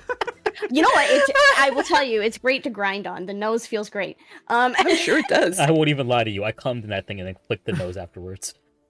I love You sent me that video. It's like that was fantastic. Yeah, so I have the one that's a mouth from Mold Forged. I have the one that's the coochie and the booty hole from Intimally, which is like modeled more after me. It's still green though. That thing rules. It's so soft. And then actually nobody knows this yet. I guess I'll announce it now. I'm gonna be doing a giveaway over my birthday for a life-size torso from Mold Oh. Forged. Shit! Oh my That's God. so boy. cool! Holy wow. Yeah. fuck! Yeah. Those are hefty. So that'll be, yeah, it is. He's experimenting with a new silicone that's like softer, and he was like, "Do you want to do a giveaway? Because you've got me a lot of business." And I was like, "This was literally last night. We had this conversation." So Oh my. Holy my. shit! Announced live on the Depths podcast, everybody. yeah, so there will be at least one goblin life-size breedable podge torso that someone is gonna win. That's gonna be wonders. Fuck, that's amazing. Yeah, like people are really into the like actual creature goblin thing, and I am too. I love that. But when I'm doing live content, I want to be respected, and it is very exhausting to have to deal with the people coming in being like, "Goblin inferior. I'm gonna kill you. You're weak and tiny, and we need to slay the goblins." And I'm just like, Oh my "Shut God. up. You're so boring." I would stomp anyone who did that to me into the dirt in a very unfun way. Yeah. Like, That's awful. my streams are not roleplay. I have a rule in my streams, no roleplay, Yep. because I offer that content separately, right? Or I'll do a specific stream that's roleplay oriented. But I'm also a switch. So sometimes, you know, a lot of my community wants to be dominated by me. So having someone roll up into my chat and go, "I'm here to slay the goblin," really derails the mood. Yeah, it derails what you were already doing. Absolutely. So yeah, it can be a lot, and sometimes people will just do the joke and then haha, and then we're over it. Sometimes they'll carry on with it, and then I get like, my mods are great, and I'll just be like, "Hey, can you whisper that guy?" and just be like, "Cut it the fuck out." And if they don't, then they get banned. Like it gets exhausting, and it ruins the experience for other people. Yeah, absolutely. Thank you. Actually, for the answer, that- Podge. I appreciate it. That last sort of a line there rolls quite nicely into one of our last questions. As someone who is very easily forgettable, I'm sure you're not, anonymous question asker, and forgetful myself, how do you remember who people are / tendencies and their wants? And do you ever stumble and have to repeat things? And do you ever get backlash over that? So Fansly, at least, I don't know with other sites, but with the blue Twitch, you can actually add notes for each person in their profile or in That's their really DM. cool. So Yes. if you're discussing something and they have like a specific name that you want them to call them, or if there is like specific kinks that you have discussed or anything like that, you can go in and add that into your notes. I also am really a little bit crazy when it comes to like how I'm super forgetful too. So I have a Notions planner and I write everything in my Notions planner. I like, if there's something that I am talking with someone about, a customer or something, I will just jot in a note, like talking to this person about this custom. Fansly also has different lists that you can make in your messages. So I have a list for my wait lists. I have a list for my people that like feet. I have a list for my people that are switches. I have a list for my people that are more submissive. So making sure that you organize and you take notes of your clients is a really big deal. I worked in a salon for years, and so that's just something that's like kind of a habit that I did from the salon. Like if you don't remember what you put on their face or did in their hair or anything like that, you could really screw them up if they come in and say do the same thing last time and you have no idea what you did. So taking extensive notes of your clients really helps with being able to remember things, especially if you have a really short-term memory like I do. The F-Buddy extension is also great for keeping notes and like keeping tabs on like who your viewers are and like what sort of stuff they're into. Definitely recommended. You know, it was such a great answer from Andy, but I'm just like floored by existence of a possible feat list. The feet list. Do you want to be on my feet list? No, I'm not giving away my clients' names. I would never. I could give you some people for your feet list. We love feet. I'm totally into feet. Let me suck them toes. I lied. I want my toes sucked, but give me them toes. But I do like the joke. But oh man, my feet people are like the best. They're always so sweet to me, and like I love taking pictures of them. Like, oh yeah, worship my toes. We did. They're always really nice. We did a feet tickling video together at one point, didn't we? Yeah, you tickled me. That was fun. In VR. Yeah, I have some wild people. I love it. The more wild, the better. You take Let way me more fulfill notes all than the me. weird fantasies. Yeah, the best I can do is remember the name of their cats and dogs.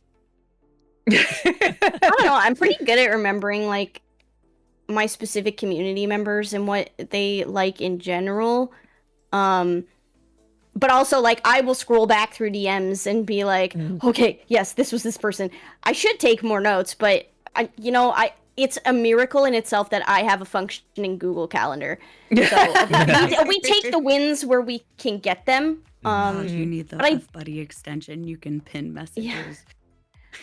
No more notes. Just pin the message. Yeah. I don't think I've ever gotten backlash though. Like, I will. You know what? The thing I stumble most over is when I'm doing like a rating or something. I'm always so self-conscious that I'm gonna say the wrong name, even though I'm looking at the name.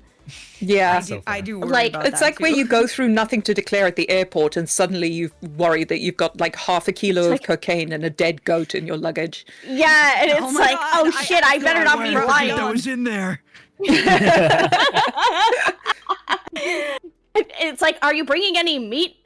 I don't know. Am I? Like, it's like doing a rating for Tobeans 679 and being like, oh shit, what's their name? Tobeans or Topeens? Fuck! Like, yeah, like Milk my tootsies. that's what I worry about the most because I'm terrible with names. But when I know my community members, like I know them, like Yeah. You know.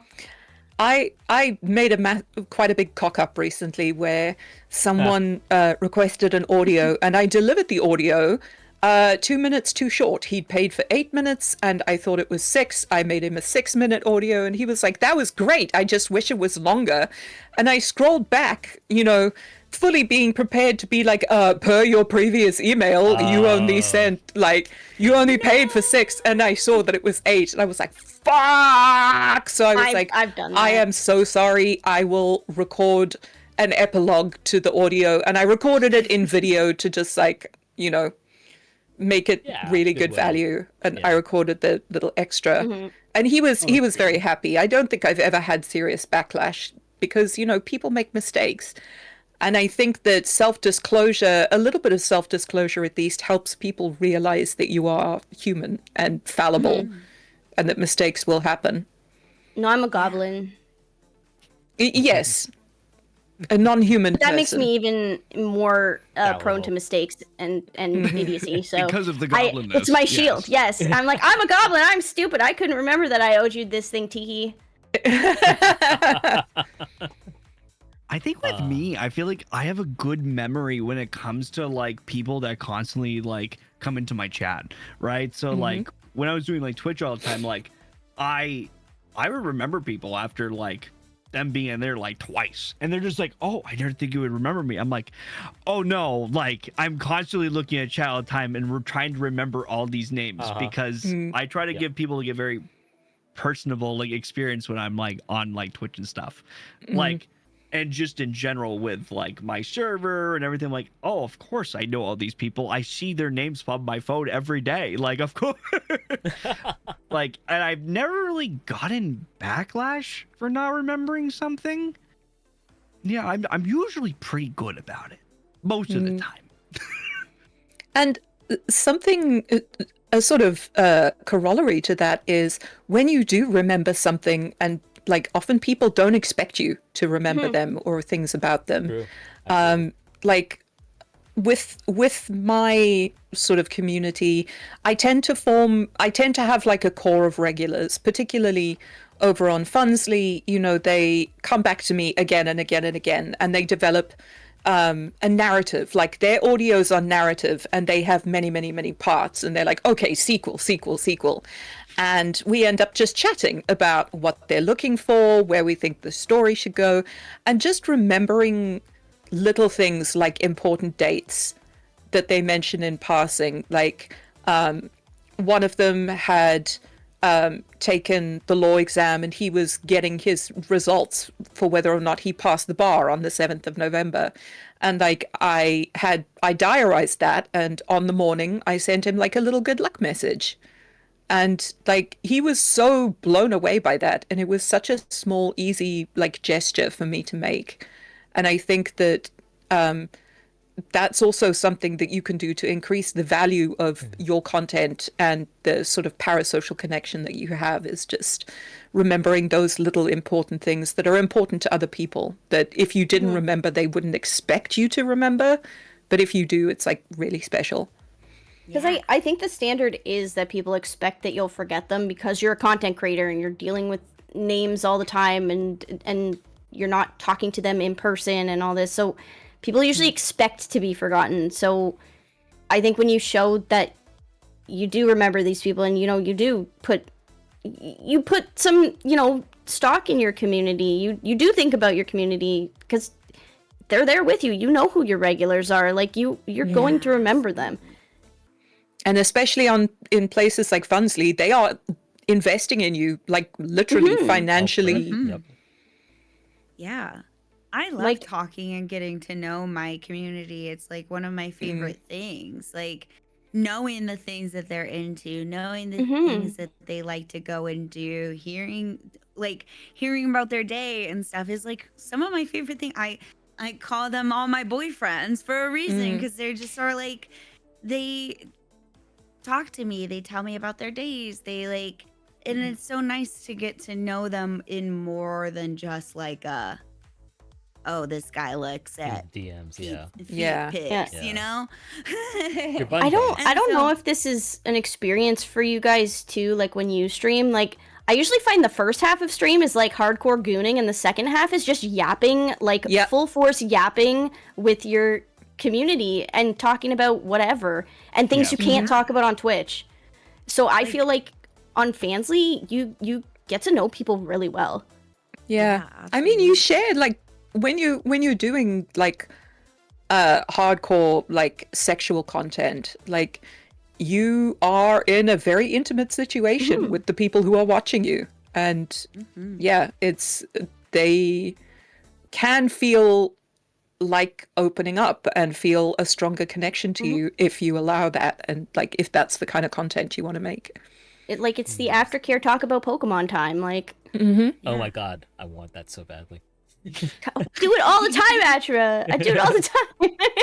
Yeah, the aftercare part of the last like hour of stream is always so fun. I mean, like sometimes we still have like vibe going and stuff, but like it just like I don't know, the getting to know each other more and like talking about things that like is more than just like, oh, here's this game I'm playing. I'm here to entertain you.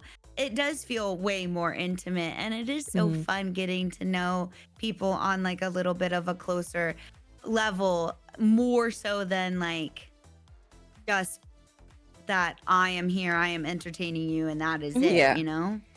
But like there's one still of boundaries, of course. one of my you know, single person per month $500 tier subs, the one time we spent most of our hour, he wanted to talk about Lego. And I was like, okay, let's talk about Lego. Like, it's your hour. We can do whatever you want. Yeah, Like, exactly. And I loved it. I had a carrot farmer once. He redeemed one of his privates, and I was like, okay, what do you want to do? And he was like, can I teach you Magic the Gathering? And I was like, sure. Do you want to vibe? Oh my god. I want you to focus. He sounds literally my said, God. no, I want you to focus. You won't learn if I'm vibing you. And then we sat, and for an hour, I learned Magic the Gathering. You wanna play Magic That's the Gathering? amazing. You want to play Magic? You wanna play Magic? I had a 1 hour fun, conversation.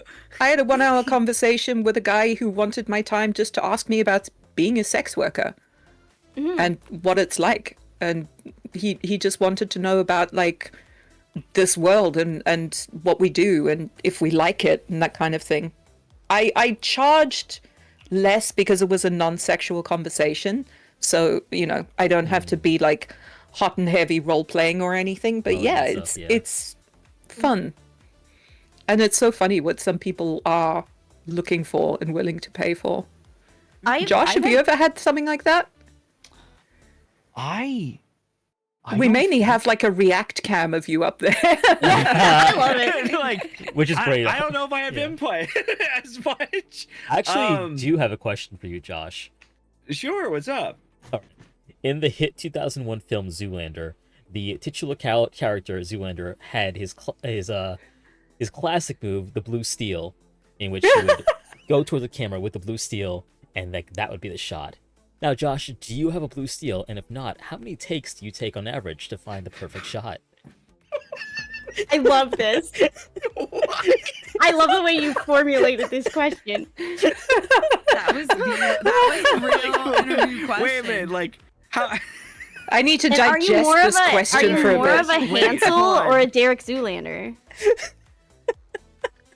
Hold on, you might even. Hold on, my brain was like trying to process. I'm like, wait, what's the question again? All right, so the question essentially Let's all is like, do blue steel. do you have a go-to sort of angle and like face you make when you do your like lewds, or do you sort of like workshop it out?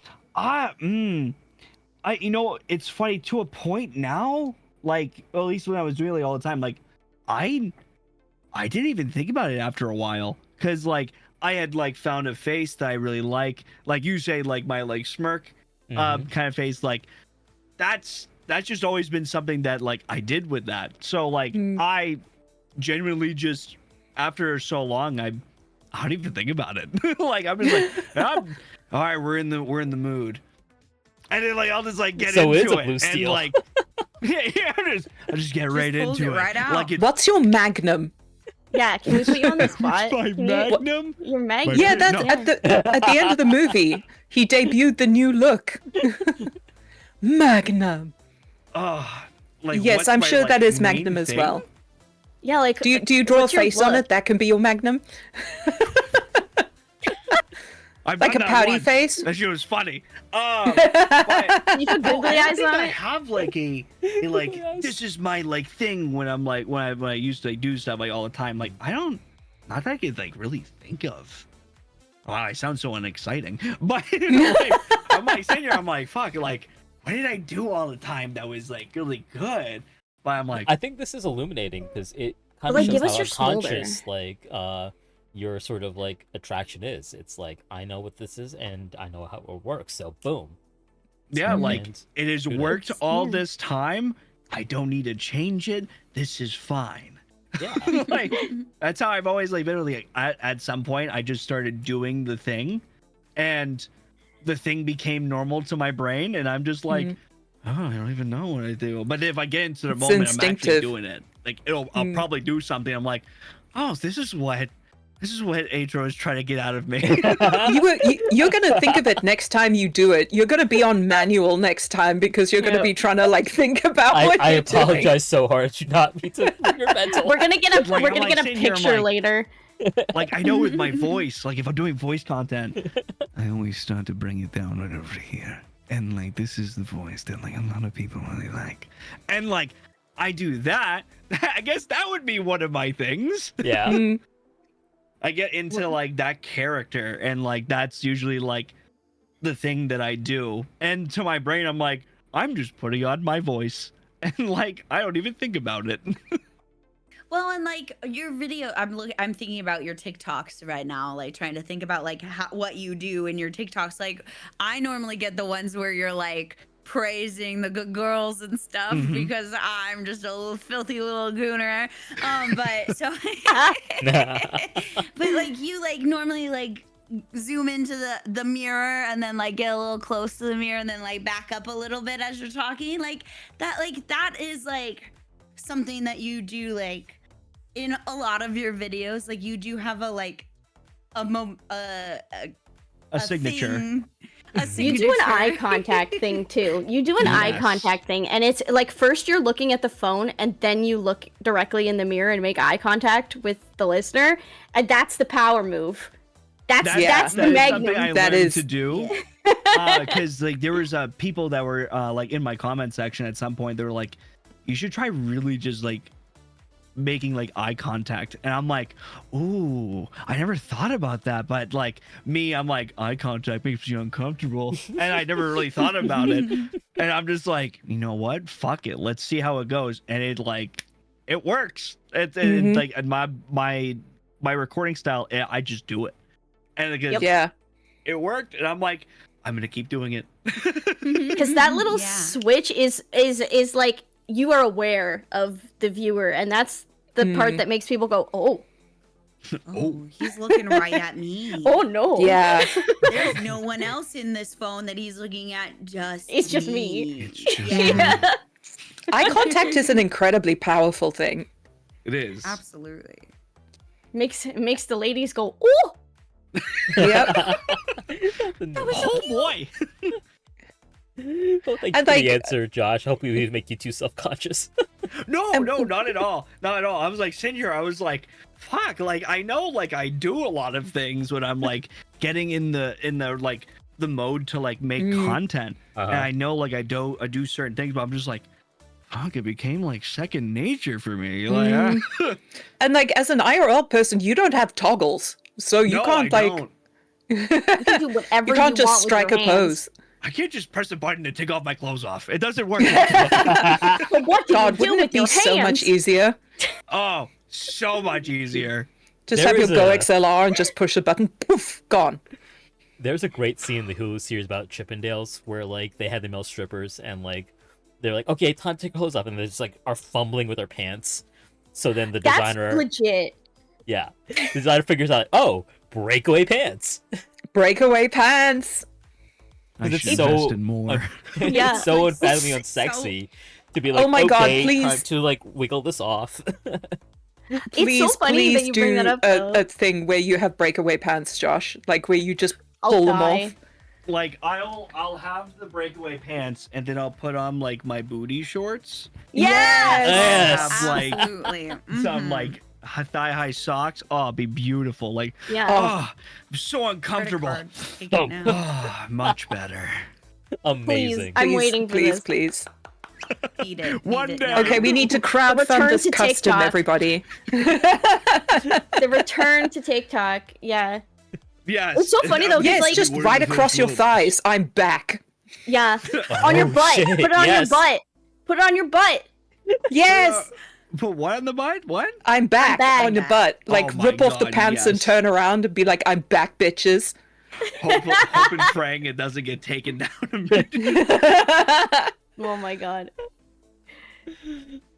Amazing. Incredible. Well, I had about 50,000 questions planned for this podcast episode. There's no way we're going to get through them all. Was there anything, did anything catch your eye, or is there anything that you guys would like to sort of add on this topic before we wrap up? Let's have a look real quick. Ooh. They're reading the questions that I typed out, chat.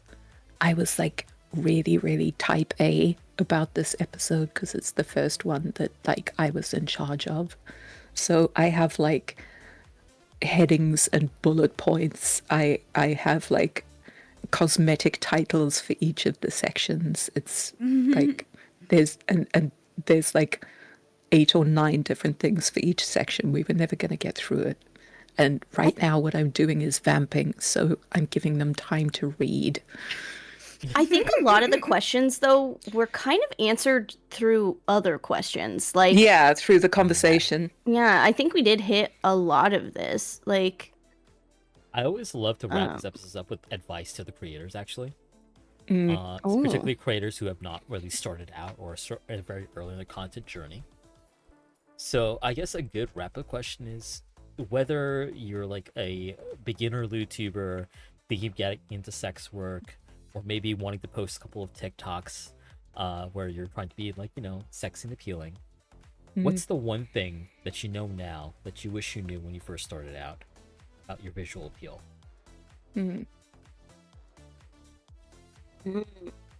Well, okay, so not necessarily. I didn't really start out as a sex worker. I had always wanted to, but when I very first started, I was very new to just being comfortable with like setting boundaries and being comfortable with like not letting even other creators take advantage of me.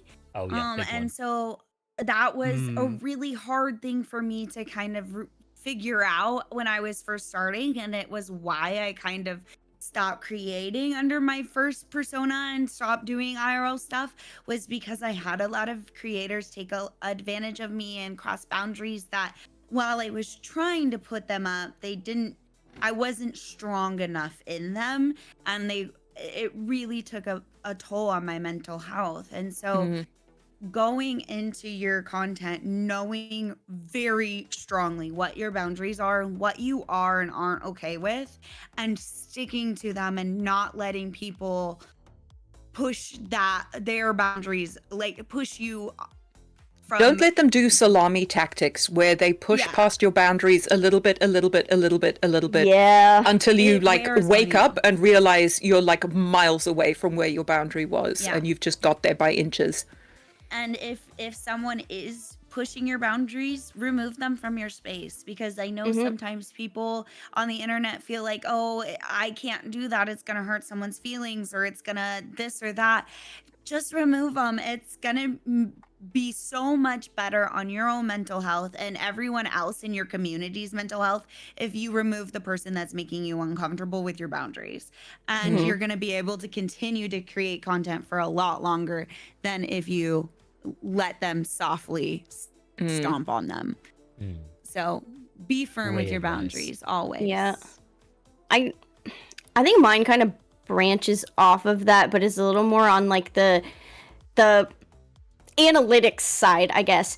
When you're creating content for a platform like Twitch, sometimes you gotta engagement farm by doing content that you don't necessarily love doing, but it's performing well, so you got to build your community, etc., so that you can do the things you want to do.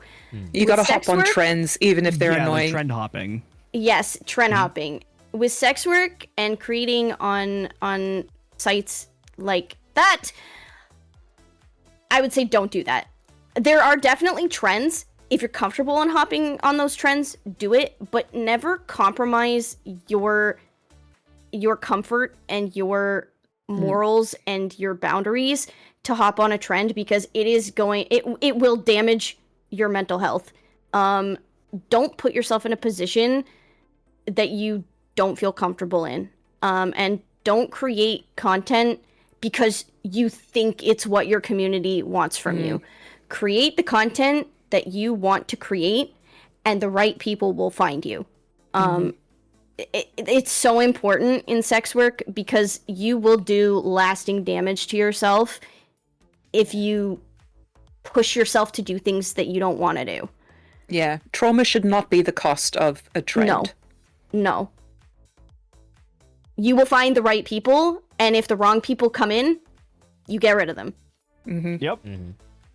And be okay with getting rid of them. Like, Yep. don't make excuses for, oh, this person's like spending money on me. If they're making you uncomfortable, get rid of them. It doesn't, no amount of money is going to make the trauma worth it, ever. Yeah.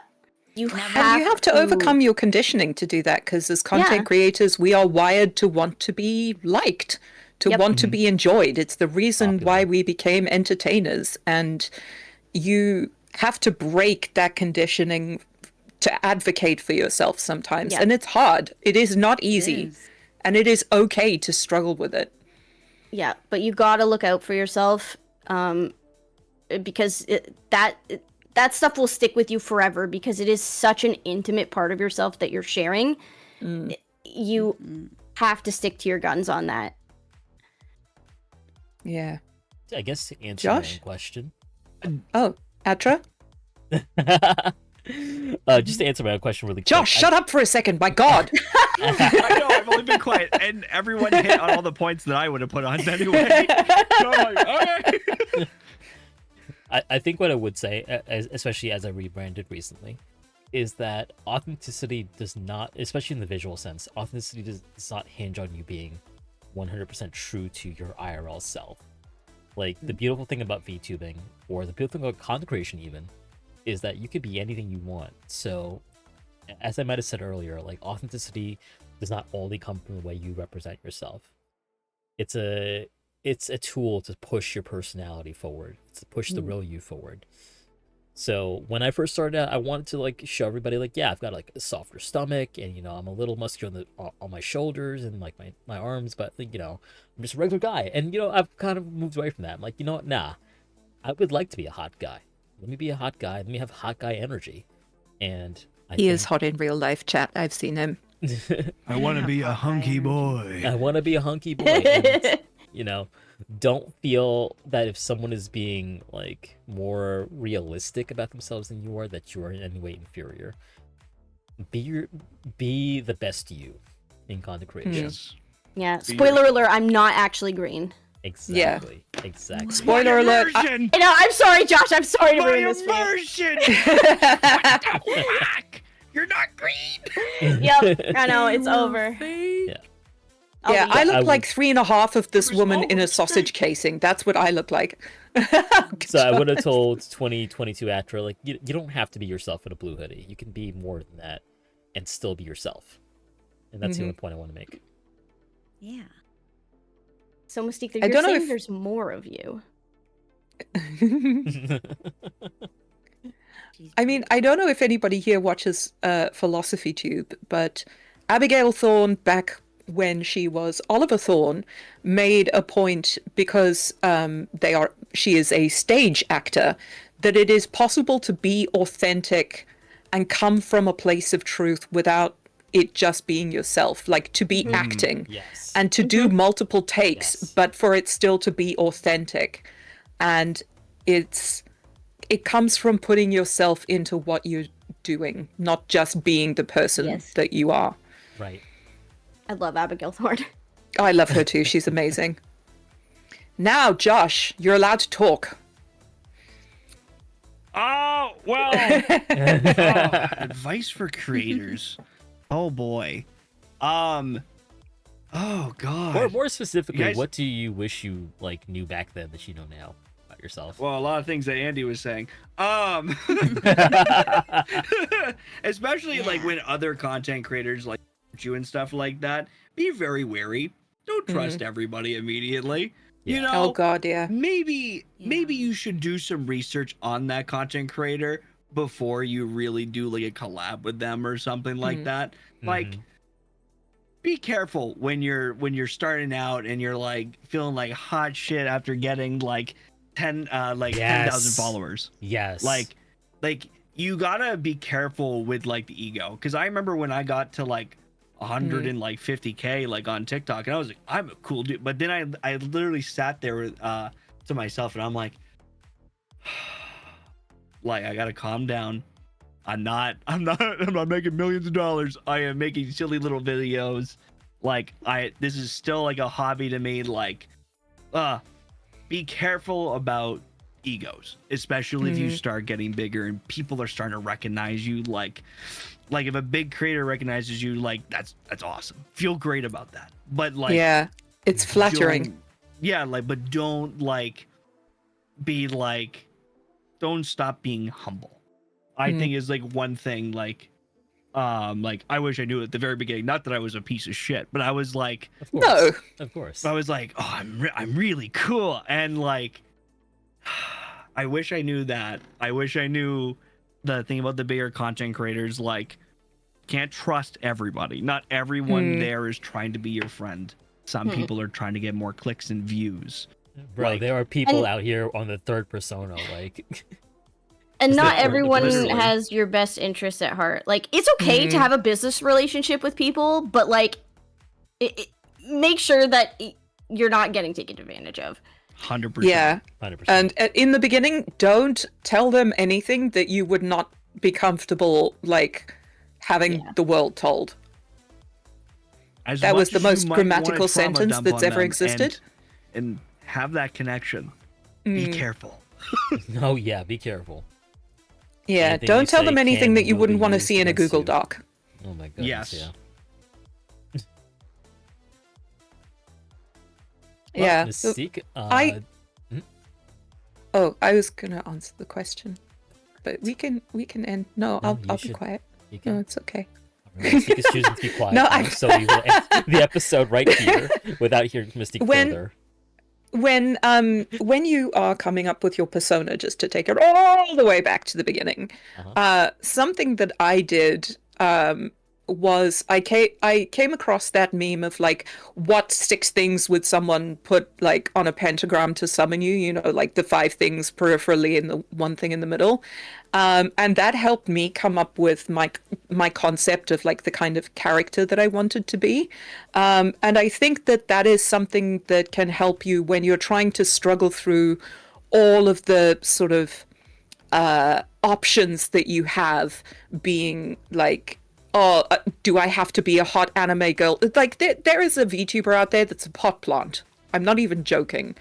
Like, think about what represents you, what you want to represent you, whittle it down to a few things, and then take those few things and think about how you're going to put them into your design concept. So whether it's you know, for me, obviously the magic jiggle titties was a big thing because of the Shrouded Ghost video that like started the whole career, basically. Like the angel demon dichotomy, the pink and blue and purple being like the colors of the bisexual flag, and the angel and demon being like the 2 different parts of my persona, like the safe for work and the not safe for work. Things like that. Just bring these broad concepts in, whittle them down, try and visualize them, and then figure out your concept from there, rather than starting with a design with like a bazillion different things that are a bazillion different things to different people, and trying to like cut it down from there, because you will waste so much time, and you will waste so much of your identity on that. You know, I'm laughing because we haven't even covered like the VTuber copying each other, like. Oh my God. Going on right now. We don't have an hour to discuss that. But... It's crazy though, because like, it's funny when you see someone like shot for shot doing what you're doing, and then they're unhappy with their progress and their reach and their brand building and stuff. And it's like, well, because you're not doing what you want to do, you're doing what someone else what is I'm doing. Yeah. So it's not going to work for you. Like, you have to do And your own it's- thing. It's like Five Nights at Freddy's spawned like a bazillion copycat games. Like, yeah, they might do okay, but they will never be the original, and they will never Yeah. have the success of the original. You've got to do In that your own same- thing. In that same aspect, though, there is nothing wrong with looking at what other content creators or VTubers or anything are doing and seeing what works for them and finding out how to make that work for you with your Yes. content Yes. in a way that would work for you and make you happy. Like, Yeah. I do that It's a like lot, inspiration versus theft, isn't Yes. it? Yeah. Like, it's copy pasting is research. never going to work. Yeah. But learning how to make something work for your brand when you see it working for someone else's brand is like that's what Nike and Adidas and Dick's Sporting Goods and Big Bass Pro Shop, like, you see those, there's all of those competitor brands, but they're all the same brand. Like, you need to learn how to make you know? Yeah. You got to adapt it to you. Yeah. Yes. Great. Okay, Atra, now you can end the show. Oh, You're allowed sure. to now. You can end your own show now. Well, no. I think you've performed admirably as host today, or lead host today. So, Oh, thank you. many kudos for you. I know that this was your baby. You conceptualized this, and I think it's been a very valuable conversation about things that really aren't talked about in the VTuber space in terms of conceptualizing yourself. Oh, thank you so much. Yeah. I appreciate it. And thank you, like, Josh, Podge, and Andy for being here. Like, this was my dream panel. Like, specifically, we were like, oh, we shouldn't just do the same group again. And we were thinking about, like, other combinations, and it kept coming back to this trio. Like, no matter how much we workshopped it, this has been in the works for like 3 months. And we kept coming back to the same three. So we wanted you here specifically. So thank you all for being here. Like, this was my dream panel. It's the first episode that I've ever done. And yeah, it was awesome. And I really appreciate you for being here and all of your contributions. This comes 5 days after the 1-year anniversary of us doing the episode last year. That's crazy. Damn, yeah. I can't believe it was a year ago. Dang. I know. Look at us. We're still so hot. Yeah, so hot, yeah. Oh, yeah. We just get better with age. Like a fine wine. We will give our panelists a chance to do some plugs and tell us what they have got going on, starting with Podge. Well, I already told you, my birthday celebration's coming up. We're gonna be doing something on the Blue Twitch on December 5th, including a giveaway of a life-size goblin torso Ona hole from Mold Forged. And on December 6th, we'll be doing my birthday concert here on Twitch. Tomorrow, I will be doing a meet and greet at Annie Revo in Toronto. So if there's any Toronto locals, come say hi at Annie Revo at 6 p.m. EST. I'll be at the Stone Forged booth. Not Mold Forged, Stone Forged. Different thing. These guys make computers. I'll be at that booth. That's who And you built that PC with, right? yes, they sponsored my newest PC and they made me build a PC in cosplay, and it was terrifying and super fun. And yeah, that's mostly what's going on. I'm cooking hard on my concert, and I'm really, really excited for it. And I'm excited for the birthday festivities. I'm gonna be 36. Holy shit. Hell yeah, that's the magic age. We'll be the same age. Yeah, gonna be closer to 40 than I am to 30. Oh god, why'd you say MILF that, say it that status. way? Oh, shut up. Rattles Don't worry, Zimmer frame in Atra. 38. You're a MILF too. Oh no. Mill status. Oh, did you want to mention your con coming up also? Oh yeah, shit! I announced a convention yesterday. May 2nd and 3rd, 2026. Oshi Uplink is our new VTuber convention in Toronto. It's Canada's first VTuber convention. We've been working super, super hard. And if you've ever wanted to come to Canada, now's the time. Come see us in Toronto, May 2nd and 3rd. Yeah, and the security guards will do something if someone sexually assaults you. Oh, you're damn right they will. And if they don't, I will. Yeah. Podge will come at you with a hammer. I A will knife. fight Getting the you. blicky out. Very nifty coated. Yeah. You will not like it. Yeah, Thank you so you much. will get Podge. rabies. Thank you so much, Podge. You are, as always, a dream on this podcast, and we appreciate Thank you. you. Yes. Thank you for having me. I always have a good time when I'm here. Andy, what you got going on? Well, I don't have anything like super exciting. Anything? You don't have a VTuber convention planned? No, nothing that cool. FunCon. I will be live on TikTok after this at probably around like 11:30 Central. And then I'm normally live on TikTok every single day, and then on Bunsley most days, depending on how I've been feeling lately. And then Andy works so hard. Like, You she do. is insane. I don't work hard enough. I need to work harder. No, please take care of yourself. And then next weekend I am gonna be streaming all weekend. Doing a little donathon to raise money for angel trees so that I can get some angel trees and get some presents for little kids in my area. So I'm gonna be doing that for Thanksgiving. So That's so I guess cute. that's kind of cool and exciting. I just like giving back. It's very cool, exciting. That's amazing. Yeah. So that's how I'll be spending my Thanksgiving. Well, thank you very much, Andy. You are a delight as always. Thank you for letting me be on again. I And love I'm it here. also very proud of you, Andy. Mm-hmm. Josh, what you got going on? Well, first, thank you for having me on. Because I haven't done like true content in so long. And I'm going to be coming back to doing content a lot more because I figured out work-life balance a little bit. And I'm going to be trying to come back to doing like Twitch streaming.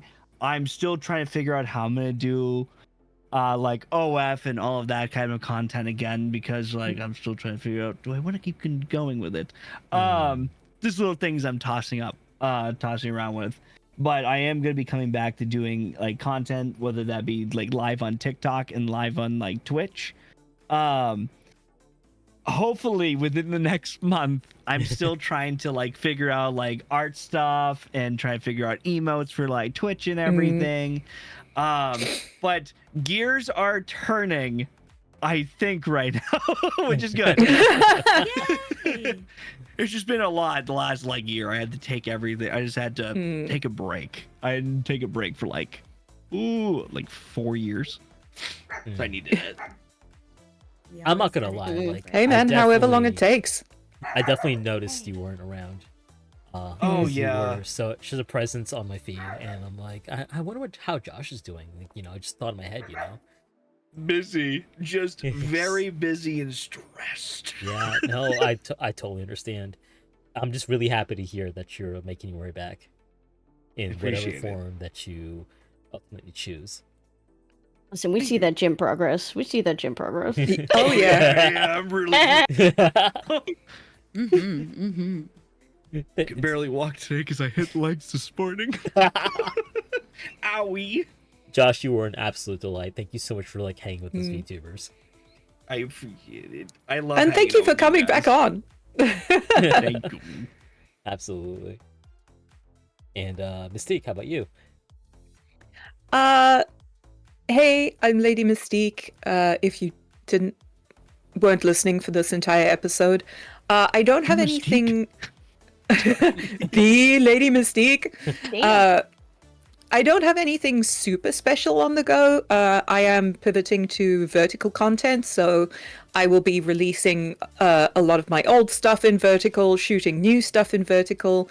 I have a 10-minute vertical video coming out with a bit of exhibitionism and not actually public play that's coming out. It's really good. So yeah, check it out. You can find all of my links on ladymystique.tv.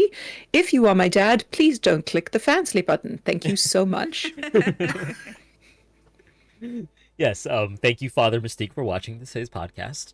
Mr. Steak. Mr. Steak. Yes. It is kind of wild how like everyone's trying to push vertical content right now, but that's another podcast in the Yeah. future. They made me yeah. do the titty dance in front of my dad because he was on for my birthday stream for a while. He was yeah. literally sitting next to me because he was like, oh, sorry, I hit my microphone. He is a radio guy. He has always been a voiceover artist, and he taught me about like performance and radio performance. And he was like, I want to see how streaming is done. And he was literally sitting next to me. And they hit the goal and started a hype train, and I had to do my fucking titty dance while my dad was sitting next to me. Oh yeah, I know. I was Watching. there. I started the hype train. Yeah, you started the fucking hype train, you ass. And he was like, "Oh, very good."